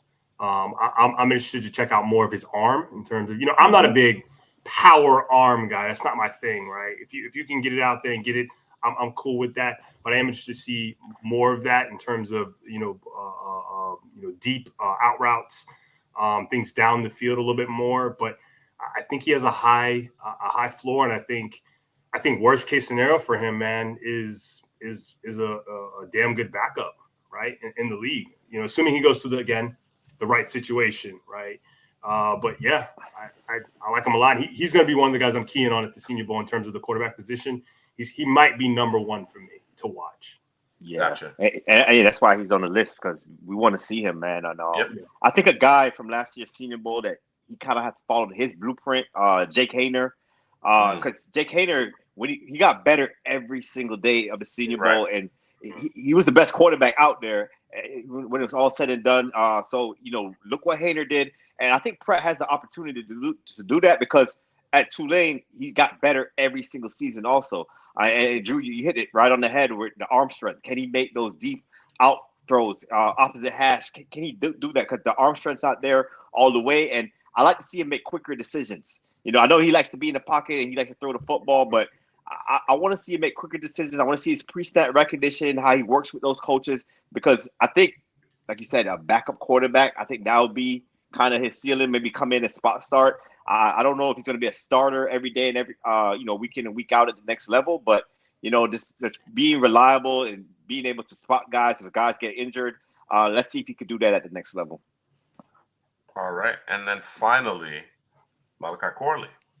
I think he's going to have him in there, bro. Yeah, there he is. Kenny. Hey, back in the day, I don't remember who we were talking about. Haley probably remember, but I don't know who asked. I think Haley, you might have asked Kenny Catch. Can he catch? No, I know Corley can catch. That was Kenny. Okay. I know Corley can catch. Can he run a route? That's where I'm at with it, right? And listen, I'm not taking a stab at him because it's how he was used at where he was playing, right? So it's not on him. He just has to go out there and prove that he can run some routes. And it don't got to be anything sexy or sleek or stuff. Just I need to see, can you do it? Because with the ball in his hands, lights, camera, action, right? Oh, yeah. But if you can run routes, that makes you even more of a weapon and more of a guy that we can put on the football field. So we've seen a lot of these guys who are really good with the ball in their hands, right? Mm. And on a rare occasion, they become, significant contributors. Generally speaking, they're not. Mm-hmm. Most Paris of the time, Campbell. they're not. Like I've never seen 4.31 used so poorly, right? But it's because they don't trust him to catch the football, right? I've never seen Paris Campbell at the NFL level get vertical. You understand what I'm saying? With all that speed, never seen him get vertical because they don't trust him. And here's the thing about route running: it is a game of inches. It's a game of inches. You understand what I'm saying? So when you're rounding off a route, when you're not precise with your depth, that's how turnovers happen. That's how 3-and-outs happen. You understand what I'm saying? So I think, and this is not to come down on Malachi Corlin necessarily. We're anticipating and looking forward to seeing what he's actually capable of doing. We know what he can do as far as when the ball's in his hands. And there are a litany of guys who have gone through the NFL and have varying degrees of success. If he becomes, and it doesn't have to be perfect, as you mentioned, Drew, out the gate necessarily, but it's an area that if he continues to hone in on that and develop as a route runner, he can be a substantial difference maker, as opposed to one of those guys who has an occasional big game. You understand what I'm saying? Right. Kind of a once in a blue moon type of deal. So, I get it. It's an offensive coordinator's job in order to get the ball to his playmakers, but it's a hell of a lot easier to do so when a guy can be effective and trusted to be where he's supposed to be and create separation. Again, I'm not even suggesting that he can't do it. We just haven't seen it, and it's one of those things. Seen it. Same thing with William Mitchell. We just haven't seen it to this point. You don't want to kill a guy for something that they're not asking him to do. They're not asking him to run a complex route tree over there. A lot of jet motion, screens, tosses out the backfield. So, we want to see if he can run routes. And, Deebo Samuels, they compare him a lot to Deebo Samuels, but Deebo was running routes at the Senior Bowl. We saw him running routes, breaking guys off. So maybe Corley goes out there and surprises. It's like, okay, I'm running routes, I'm breaking guys off, and that's what increases draft stock a lot. If he cutting guys up, bro, he's gonna go early. He's gonna go early if he's cutting guys up out there. Absolutely. Yeah. And I think this is a good, analogy here, comparison, Joey, as far as, is he more Deebo or Laviska as far as the route running is concerned? And to your point, realistically, hopefully, somewhere in between and skewing more closely to Deebo. You understand what I'm saying? Because that's what's going to get you on the field. That's what's going to get you opportunities to then become a ball carrier where he's truly special. You understand what I'm saying? So it's all for naught. It's all for naught if you can't get open. And again, we're not suggesting that Malachi Corley can't. It's just that we have not seen it on a consistent basis. They're not asking him to do that. He's going to be asked to do that, assuming he's involved in the offense. Because again, you just don't see those guys who are receivers by trade but can't run routes be heavily involved in an offense, become difference makers. You just don't see it very often. Yeah, it's going to be what team he gets drafted by, what coordinator, what scheme. If you get into that Shanahan disciple scheme, like how Deebo is there, they could use him in certain ways. But, at that time, you're just going to be what is it called? Like a trick player. He's not going to be a gadget guy. There you go. A gadget guy. He's not going to be on the field 90, 80% of the snaps. You're going to come in, do your little gadget thing, do your little jet motion, do your screen, and you're going to be off the field. So you're not going to make a big impact on a football team if you can't run routes and you can't separate at the next level. Absolutely. What you think of this, Drew? Do I think he could be Puka? Nah, I don't think he could be Puka. I think there's more juice in Persall. And I think I truly expect Persall to go out there and dummy some receivers, bro. I expect him to go out there and perform.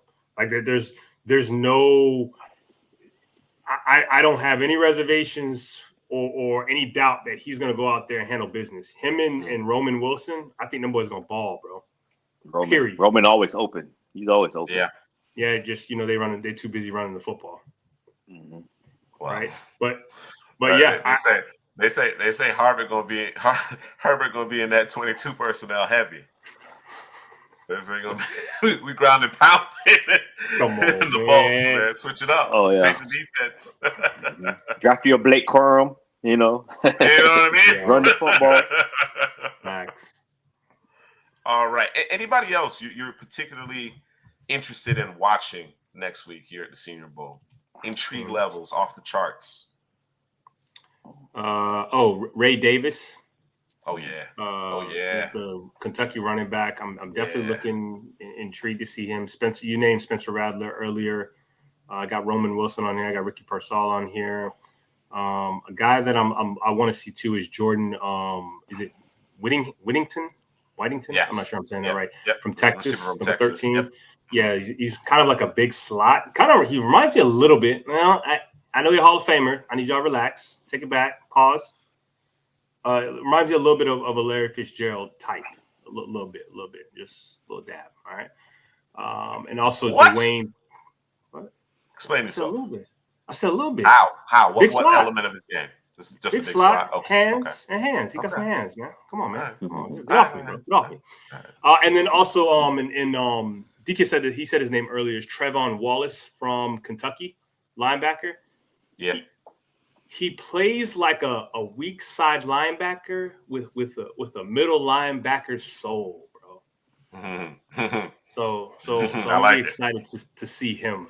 I like him coming downhill, but he can play in space, and I didn't see him too much in man cover, so I'm not really sure how that will look. But obviously in those drills, we'll be able to see that. But yeah, I like him a lot. Yeah, I got Go ahead, Heather. Oh, go Juice. No, you go Juice. I really want to see Dominic Puny. Right, there are a lot of teams who have needs at the tackle position and along their offensive line in general.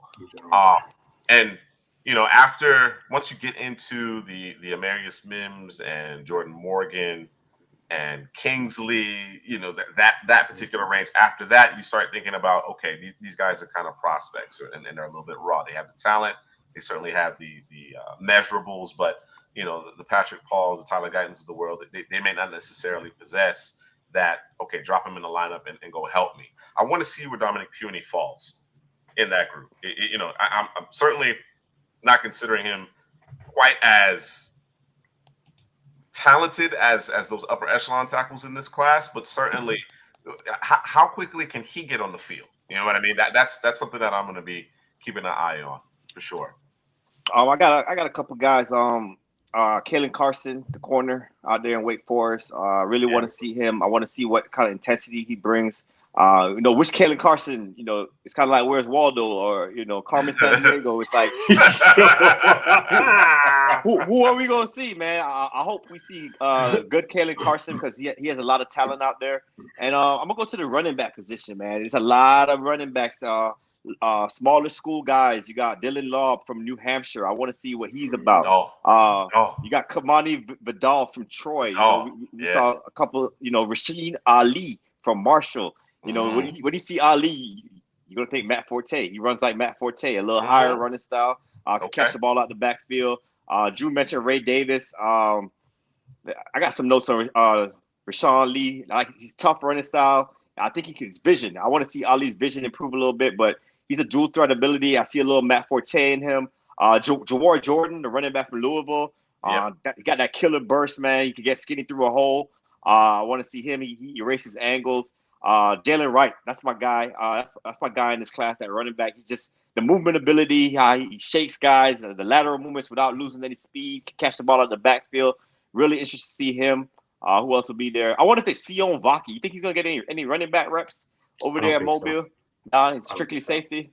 Because he looked good at running back. He looked good at running back for Utah, but we'll see, man. And Vidal, very compact runner, 5'9", 215, low center of gravity, breaks a lot of tackles there. So, and Drew mentioned Ray Davis from Kentucky. So yeah, a lot of good running backs from smaller schools. Not people are not really talking about them. I know what the running back position is now. It's not a highly valued position, day 2, day 3 guys, but it's going to help an NFL team, man. You need 2 or 3 of these guys, especially cold weather, playoff times, man. The running back is so important, man. So I like to see which running backs, step up in here in the Senior Bowl next week. Yeah, I can see a guy like Ray Davis ending up in Baltimore, right? You know what I'm saying? No J.K. Dobbins. I expect him to walk. Obviously, Gus Edwards has been a revelation over the last several years for Baltimore, but his contract's coming to an end. Keaton Mitchell's coming off the injury. You add a Ray Davis to that mix on day 3, early day 3. You know what I'm saying? The ability to make plays out of the backfield in the passing game as well. He might be the best back in the country. I shouldn't say in the country. One of the better backs in the country as far as the pass game is concerned. Yeah, I think there's some very interesting prospects at the running back position in this class. Guys that are going to be able to make and help rosters. It'll be special teams early on, but with the attrition at that particular position, there's going to be some of those guys who carve out a significant role as early as 2024. So definitely going to keep an eye on that as well. And Marshawn Lloyd, man, I want to throw out Marshawn Lloyd, USC running back. He might improve. His draft stock might raise the highest out of any of these running backs at the Senior Bowl. And that man don't wear no gloves, though, so he greasy. But two guys I forgot. It's actually 3 guys, and somebody in the comments had named one of them. Is all the Auburn cornerbacks, or let me say this, defensive backs. Yeah, Jalen Simpson. I didn't see much of Jalen Simpson because he was kind of. I don't know if he was playing safety. He's playing nickel. He's safety. Sure. He says safety, nickel. Okay, safety. He triggers downhill pretty well. Yeah. Okay. That's what I was thinking. The little that I saw him, but you got Nehemiah, Pritchett and DJ James. Them boys played a lot of off coverage. Mm-hmm. I think DJ James is probably better in man coverage, and Pritchett may be better in zone coverage. I think Pritchett plays zone much tighter than James does. It's kind of weird. They kind of play their zones a little bit different in terms of how close they play their man or how close they play the zone. But I need your boy James to get off the block, bro. Like, I don't know if he's making a business decision. I don't know, but I need him to come up and get off the block, and Pritchett be out there trying to take people's lives, bro. So I need to come in a little bit more control. But I want to see those guys in man coverage more. I want to see what that looks like. I think both of them have speed to burn, but we'll see how that looks in the one-on-ones. The question is technique, right? You can be a blur out there, but if you don't have proper technique, you're still gonna get done. Yep, don't matter. All right, I'm seeing Marshawn Lloyd and Aaron Jones comparisons. Hadley, what do you think? What say you? They got that similar thing where one of their steps look like 3 steps, man. They got that long stride. Bro, it's that Jamal Charles. Jamal Charles. It's that Jamal Charles, bro. Yep. Yeah, they got that Jamal bro. I love Aaron Jones' game, man. I love Aaron Jones' game. Like, he's a special bat, bro. We talked about that. What was it? The 2017 class. We talked about it, man. 5th round, bro. Aaron Jones is a beast. Robert Smith. Damn, bro. The Robert Smith, bro? So It's similar. But the thing about Robert Smith, while each stride covered a lot of ground, I think Charles, Jones, and Lloyd, for that matter, are just more physical, right? Yeah. Slashers. You understand what I'm saying? Now, Robert Smith was a bad boy. He struggled to stay healthy. Robert Smith just didn't run with the same, as I recall, because it's obviously been quite some time. Didn't run necessarily with the same type of physicality, slashing physicality. Even Jamal Charles, who was a track guy, ran with a lot of physicality at just around 200 pounds, a little less than 200 pounds. So, yeah, I like the name though. I think Marshawn Lloyd. I think he's got to be a little more disciplined in between the tackles. And that's what Aaron Jones does really well. Aaron Jones is really disciplined. He runs between those tackles. I think Lloyd kinds of bounces it a lot. Another guy was Ronald Jones. Remember Ronald Jones from USC, where he always wanted to bounce that ball. He got better at it, but running through the tackles. But he always wanted to bounce the ball, bounce the run outside also. So I think that's something Marshawn Lloyd can improve upon. I agree. Running in between the tackles. I agree, because if you don't temper that, right, you're gonna piss a position coach off. And you're gonna get benched. Yeah, you're gonna piss off your offensive lineman. In fact, that is why Miles Sanders got mothballed in the Super Bowl. If people recall, last year's Super Bowl, Miles Sanders tried to bounce one too many runs early in that game, and then it became the Boston Scott show after that. So yeah, Yeah, you got to be cognizant of that for sure. All right, let's move on to our last group here. Mrs. Nebraska gets you another one right there. Yeah, can it do that? He does that Yeah, too. you do. Yeah, you do. Mm-hmm. Yeah. Who will crush it? Now, once again, I'm very disappointed that my gifts aren't working, man, because I had the Teddy Bruck shut, slow clap. It was perfect. It was well conceived. But this is a group of players that we expect to blow people away, right? We expect, and the reason why they're in this specific category and they're not necessarily in the draft stock is cemented, right? The draft stock is locked, is because I think there are just widely varying opinions on these players, right? From a consensus perspective. Some people are high, some people are indifferent, and some people are low on these players. But we expect these players to perform at a very high level in Mobile and increase their draft stock significantly. All right. So, with that being said, start off with Tez Walker, Headley. Mm-hmm. That boy can get vertical, bro. If he even, he's leaving. I say that about him and your boy Troy Franklin over there in Oregon. He's one of those long striders also. He's going to put a defense, DBs in a bind. And he does an excellent job of breaking off his route, coming across the middle of the field, whether it's a slant, it's a post. And once he runs horizontally, he's just separating, man. So I think he's going to crush it. He's going to show his ability, and he's going to be at the Senior Bowl this weekend or next weekend. All right. I want to see him. No, you got it. You were slow on the uptick. Go ahead. Come on, let's go. My bad. I just want to see him going against that press coverage, what that looked like. Yeah. That's a good point, Drew. I agree. All right. There's your guy, Headley. You gave it away in the last one, but there he is. Oh, okay. See, I didn't know who was going to be on what list. I know. I don't know who's on this list. I sent you the list. I sent y'all the list. You didn't look at it. We didn't look at it. Sometimes I like to be surprised, bro. You know what I'm saying? Christmas morning. Let's go. Yeah, Jalen Wright, man. Easy speed. Hits the hole quickly. Accelerate for defenders once he gets in the open field. Makes a guy miss.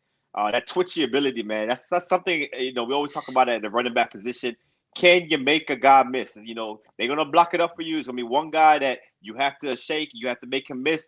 And then it's 6 points, man. I think he does that really well. That burst. He played the committee at Tennessee. So, he's used to the committee life. It's like Kamara, Alvin Kamara. He's not Kamara, but, Kamara was used to the committee at Tennessee. He's in New Orleans. He's committee back. So he's used to that already. I think he could get bottled up, in the backfield. You got to get him to daylight. He has patience, vision, and he can get to the edge effectively. He's a guy also that, he likes to bounce the ball outside, get outside the tackle. So he needs to be a little more patient. He can catch the ball at the backfield. He can help you there. And I think you just get him on your football team. He's going to help you immediately. He's a guy that can make an impact year one from game one of the NFL season. I don't have anything, bro. Okay, all right. I just, let the track breathe. I was letting the track breathe. Oh, Byron Murphy. Now, again, varying opinions on where he's slotted. He's a top 50 guy for us, but you have some national draft analysts that have him in the middle of the first round, right? And we certainly think he's going to help his cause here in Mobile, particularly in those one-on-ones when he's able to leverage and use that quickness. Byron Murphy, Drew, your thoughts on him? Yeah, man. Prototypical 3 technique. He was next to Sweat. Sweat got to do the dirty job while he got to get the one-on-ones. Good hands, like you said. That quickness that you want coming from that inside.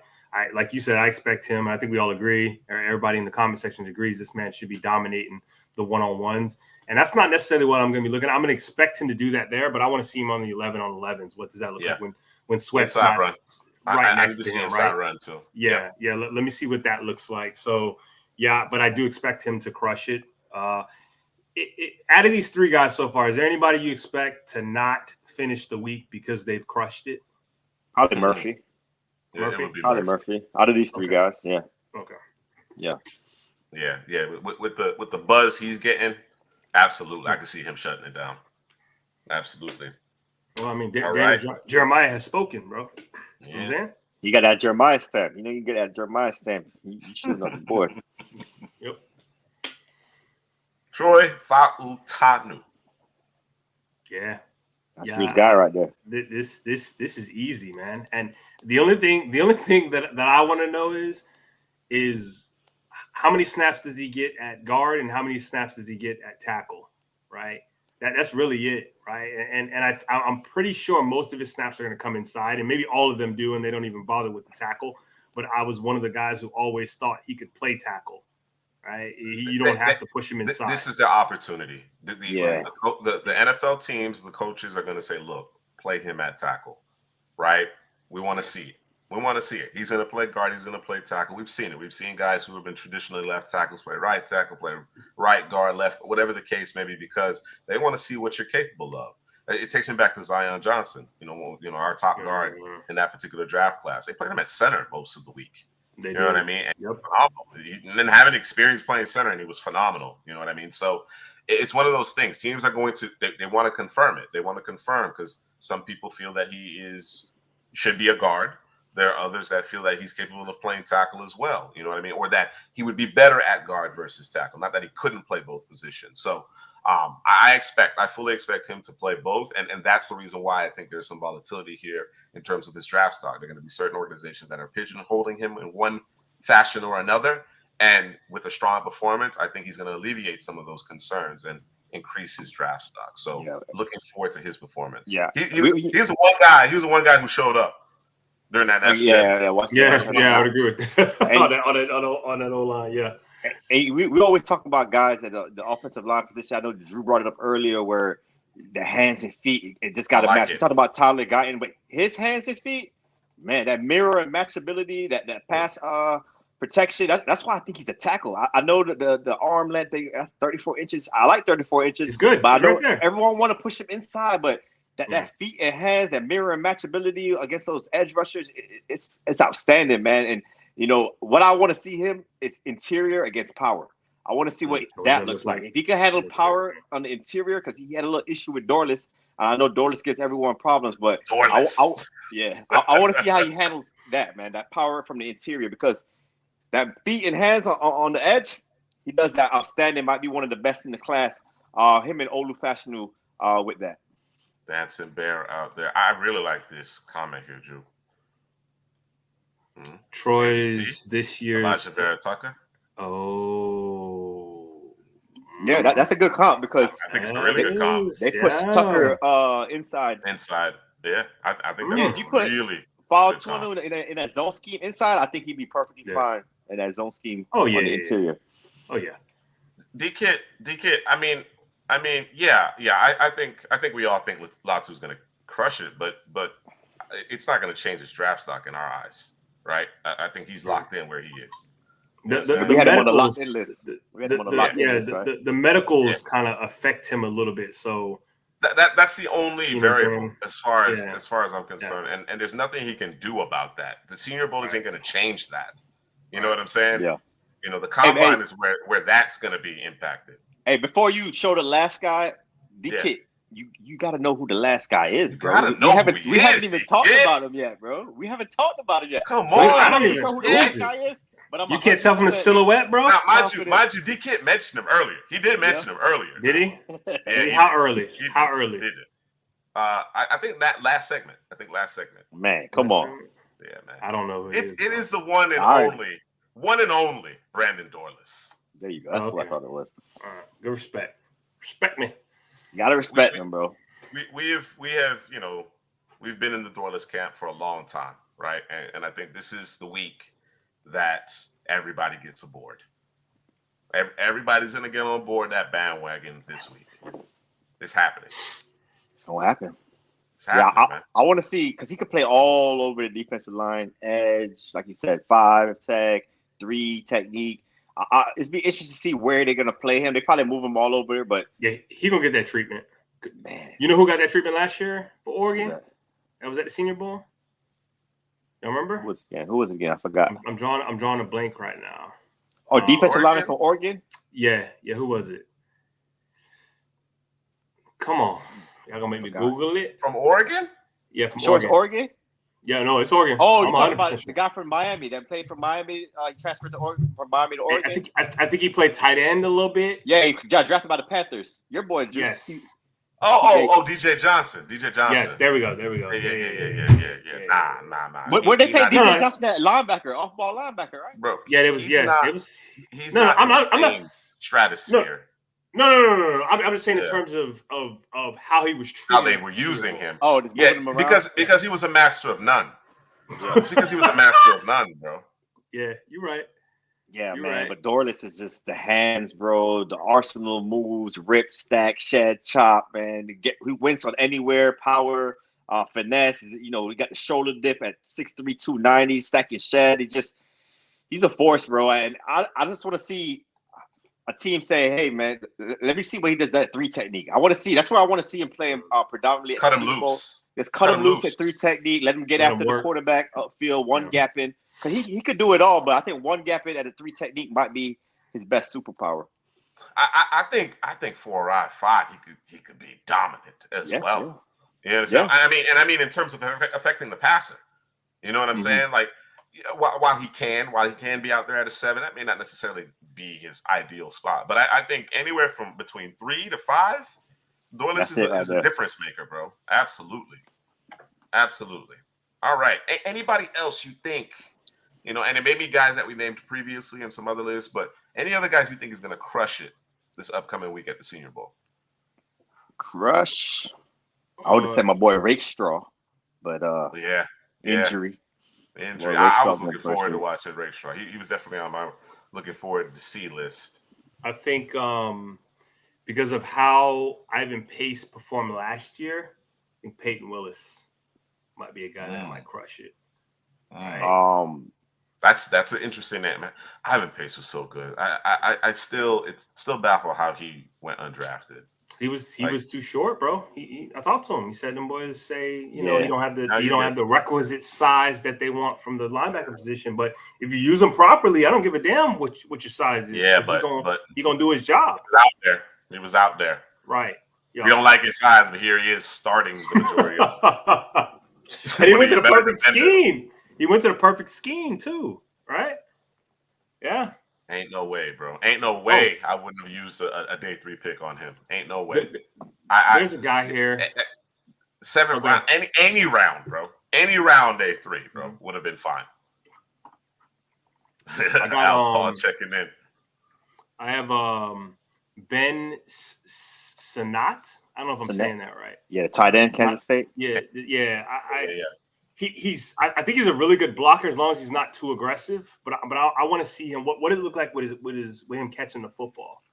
Because at the tight end position, obviously you're playing 2 different positions. You're playing receiver and you're playing offensive line. I think he has the offensive line part down for the most part, right? I think he needs to dial back the aggressiveness and kind of tighten up on the technical part of it. But in terms of him going out and catching passes, I think he's caught 10 touchdowns. His first career. I think he's played 3 years in college. And so I'm just looking to see what it looks like. You know, send him out on a route. What does that look like? Can he be more than just a blocker?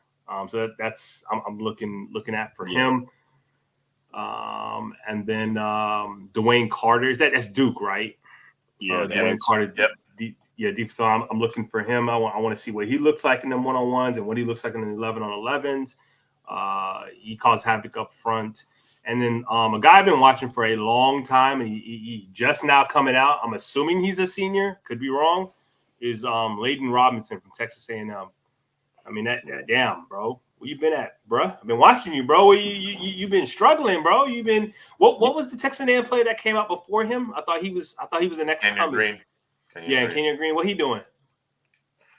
Bus? I mean, it's looking that way. And I mean, Landon Robinson. I thought he might have been. Listen, a better player. Listen. I thought Kenyon Green would certainly be better, but we did have Zion over Kenyon Green. Just saying. Yeah, those are just saying we have Zion over Kenyon. That's true. I got a couple guys I think gonna crush it. I got 2 guys on the interior offensive line. Zach Frazier. You know, I think he'll crush it. We brought him up a little earlier. Graham Barton. I think he's gonna crush it. He's gonna be this season's Cody Mock. Play him all over. He's gonna be good tackle, guard, center, wherever they put him. I think he's going to crush it. The safety from Georgia, Javon Bullard. I know they got two safeties coming there. I think Bullard's going to be flying all over the field, making plays. And then I'm got a wide receiver, Jacob Cowing, Arizona. I That think was the he's one going to I was crush going to it. mention there. Yeah, Cowan's going to kill it. He's going to separate. He's going to Yeah, separate. he's going to kill it, bro. Barton's I don't know if he's going to be as devastational as Tank Dell was, but he's going to kill it for sure. Yeah. Martin is out? No, don't say that. Oh, man. Yeah, I think that sucks. Did he have surgery or something? What was it? It was something. I can't remember. Jake banging the drum for Javon Baker. Yeah, he's going to crush it. Is he UCF, Christopher Smith? I know he was hiring Christopher Smith last season, safety from Georgia. So I got two here that I forgot about. I got my guy Keith Randolph Jr. Oh yeah, don't forget about your guy. I actually at the beginning of the season I have him higher than your boy, his partner in crime. But you know, Newton, Randolph, Johnny Newton. Listen. I know how good Anaya Smith is. I'm fully aware of him. I'm curious as how he's going to be used. Right, we talked about guys being pigeonholed, and I think he's demonstrated that he has the ability to run routes. I think he can certainly stand to get better, but I think with him, it's how is he going to be deployed? Very good football player, right? and that's what comes to mind. It's not great receiver comes to mind. It's not great ball carrier comes to mind. It's really really good football player, and sometimes those guys just get lost in the mix. You understand what I'm saying? So I'd like to see him hone in on something, or he lands somewhere with the type of play caller that can really truly unlock his talents. I do not see Jermaine Burton on the list anymore, and I don't remember him accepting. But if he did, Burton didn't accept, which I think he didn't accept. That's crazy, bro. He must be hurt, bro. That's crazy. Yeah, that's probably banged up. Because he didn't get his run at Georgia, and he didn't get his run at Alabama, and Georgia was just because of how the offense ran, and Alabama was quarterback just wouldn't get the ball out. So why would you not go to the Senior Bowl to show out? Because I think that's a guy who can separate. The thing about it is Burton had a year with Bryce Young too. Mm-hmm. You know what I'm saying? I like Burton. Don't get me wrong. Right. But it just seems it never came together for Burton. Yeah. So I would agree. Under those circumstances, when you flash ability, when you show ability, but you don't necessarily have the counting numbers to go along with it, the production to go along with it at that level, take advantage of one of these games. Yeah. Go to the East West, go to Mobile, get some more film. You understand what I'm saying? So I think it's a missed opportunity. He's talented though. He definitely is talented. The last guy I had on my list was an Alabama defensive tackle. I think Headley had talked about him. I think it was last season, number 92, Justin. I'm gonna call him Ebo. Ebo G. So it's seeming like Burton was an injury. So it was an injury. Okay, all right. That makes sense. We'll excuse that. Yeah, that makes more sense. That makes way more sense because it wouldn't make sense for him just not to go. Like you haven't crossed over that threshold to show us what you got. So, but yeah, Justin Eba Gubi. I don't know. I'm gonna call him Ebo. Number 92. Power. Bro, the B is at the end of the name, bro. What? Egg Boy. Egg Boy. That's what we doing. Egg Boy. All right, we're gonna call him Justin Egg Boy. Yeah. I got a couple guys, man. Christian Haynes, UConn guard. I think he's gonna make a name for himself. I don't think many people are talking about him. Also had Michael Hall Jr. I think he's getting forgotten about over there, man. It's been a swell for Byron Murphy Jr. Byron Murphy. He's an excellent interior, but I don't think Michael Hall's that too far behind Murphy, man. He's a penetrator. He's like a bowling ball out there. He can penetrate. So I think he'll kill it. I had another guy, man. Who was the other guy? Oh, my guy. I gotta talk about my boy Jaden Hicks, the safety from Washington State. He's a sophomore, so he's getting forgotten about because he's not a junior or senior. But yeah, he comes downhill. He can play pass coverage. I think his coverage ability is just fine against those tight ends and that. So I like Jaden Hicks also. Yeah, Murphy is over Hall. We got Murphy. Actually, no, I think we had Hall over Murphy. But I think at the end, I think Murphy would be over Hall. Yeah. But Hall ain't that far behind. I don't think he's that far behind. Yeah. Yeah, and the two guys who may be forgotten about is the Clemson Tyler Davis. Oh, and, Rook. I like Rook. Yeah, but both of those guys could have came out. I think both of those guys get invitations. They I know Rook did for sure. Tyler Davis has something to prove. I think Headley, you had mentioned him as a candidate for something to prove. I think Rook had a better season, was more consistent. But I think both of them have a chance to bolster their stock. Right. I know, and I'm sure there's certain organizations that are very high on them, and others maybe kind of lukewarm on them. But they definitely have an opportunity here to help themselves. So whether or not they crush it, I couldn't say that definitively, especially with Tyler Davis, because I just didn't see it this past season. Yeah, you know who's gonna crush it? You gotta look behind me. You gotta look behind me to know it. What? Man, get the hell out of here behind with that, me. bro. You don't see what's behind me? Who? Jaheim Bell. He is going to crush it. He's going to separate. Huh? Well, what? He's going to separate. He's going to separate catch the football. So here's the thing. He's going to crush it. Here's the thing. I don't think anybody's questioning his ability to separate. Exactly. That's my point. But that's my point. Listen, what did I say earlier? What did I say earlier, bro? Helly be on that bullshit. What did I say earlier? Can he block, bro? They're not gonna ask him to block. No. Why are you at making the him block? Senior Bowl, they're gonna ask his ass to block. Can he block, bro? Because at the Senior Bowl, we want to know. We're trying to figure out what you can't do. This is what they're saying you can't do. Can you do this? So blocking. You're just not gonna have the impact. So let's look at it in a vacuum. Headley is right. Right. He's gonna crush it. I'm not denying that, bro. As far as the Senior Bowl is concerned, but then that's what I'm talking about. Take it a step further, and come on. Now Bowers is not a road grader, but he gives you more than Jaheim Bell does. Oh yes, he does. Like Bowers. I'm not asking you to block the 250-pound linebacker. Talk to him, Jake. Talk to him. Right? I need to see more. Dog. At the end of the day, I need to see more dog in Jaheim Bell as it relates to his blocking. That's all. Again, I'm not expecting him to be an elite blocker. But you have to in the NFL to be able to contribute at that position. Evan Ingram you have to. Is Evan Ingram a good blocker? Yeah, but Jaheim Bell is not the athlete Evan Ingram is, bro. Yeah, come on, man. Come on, stop that. He got better hands though. What? He got better hands though. He got better hands. I'll give him that. He got better hands than Evan Ingram. I mean, a lot of people got better hands than Evan Ingram. And then we forgot one, man. Take your fandom out of it for a second. You think Jaheim Bell is a comparable athlete to Evan Ingram? Nah, Evan Ingram was a 4.4 guy. He's not that. He's a receiver. He's an actual receiver. Yeah, Jaheim Bell is a receiver in a tight end's body.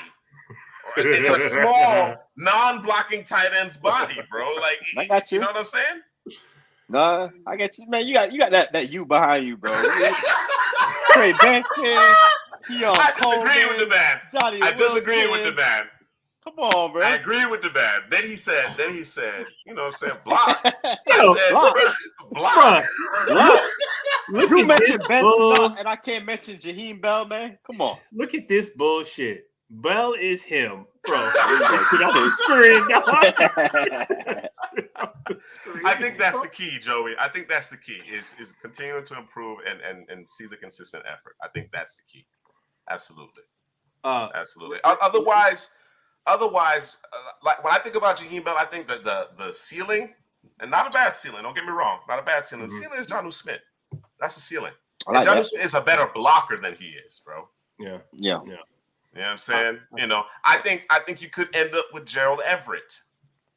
Come on. I think you can end up with Gerald Everett. I think you kind of discounting his blocking, though. You make it seem like he's terrible at blocking, bro. It's like, you remember the first game against LSU? remember that first game? What happened? You mean that terrible defense? You mean that terrible defense? We put him in as a lead blocker, and Trey Benson started to run the football better. So I'm gonna throw a little cold water on that. Cold water on that, right? First of all, nobody on that defense has ever seen a lead blocker, bro. Yeah, you're right about that. Like you didn't even have to hit nobody. They just didn't know what to do with that, bro. You feel me? So I think that's probably something that I need to take away. I need to pay close attention to in Mobile as far as Jaheim Bell, how he's fighting. I just want to see the fight. I just want to see the fight in terms of him blocking, because he definitely has skills, particularly when the ball is in his hands, and of course he can definitely work down the seam. So we'll see how it goes.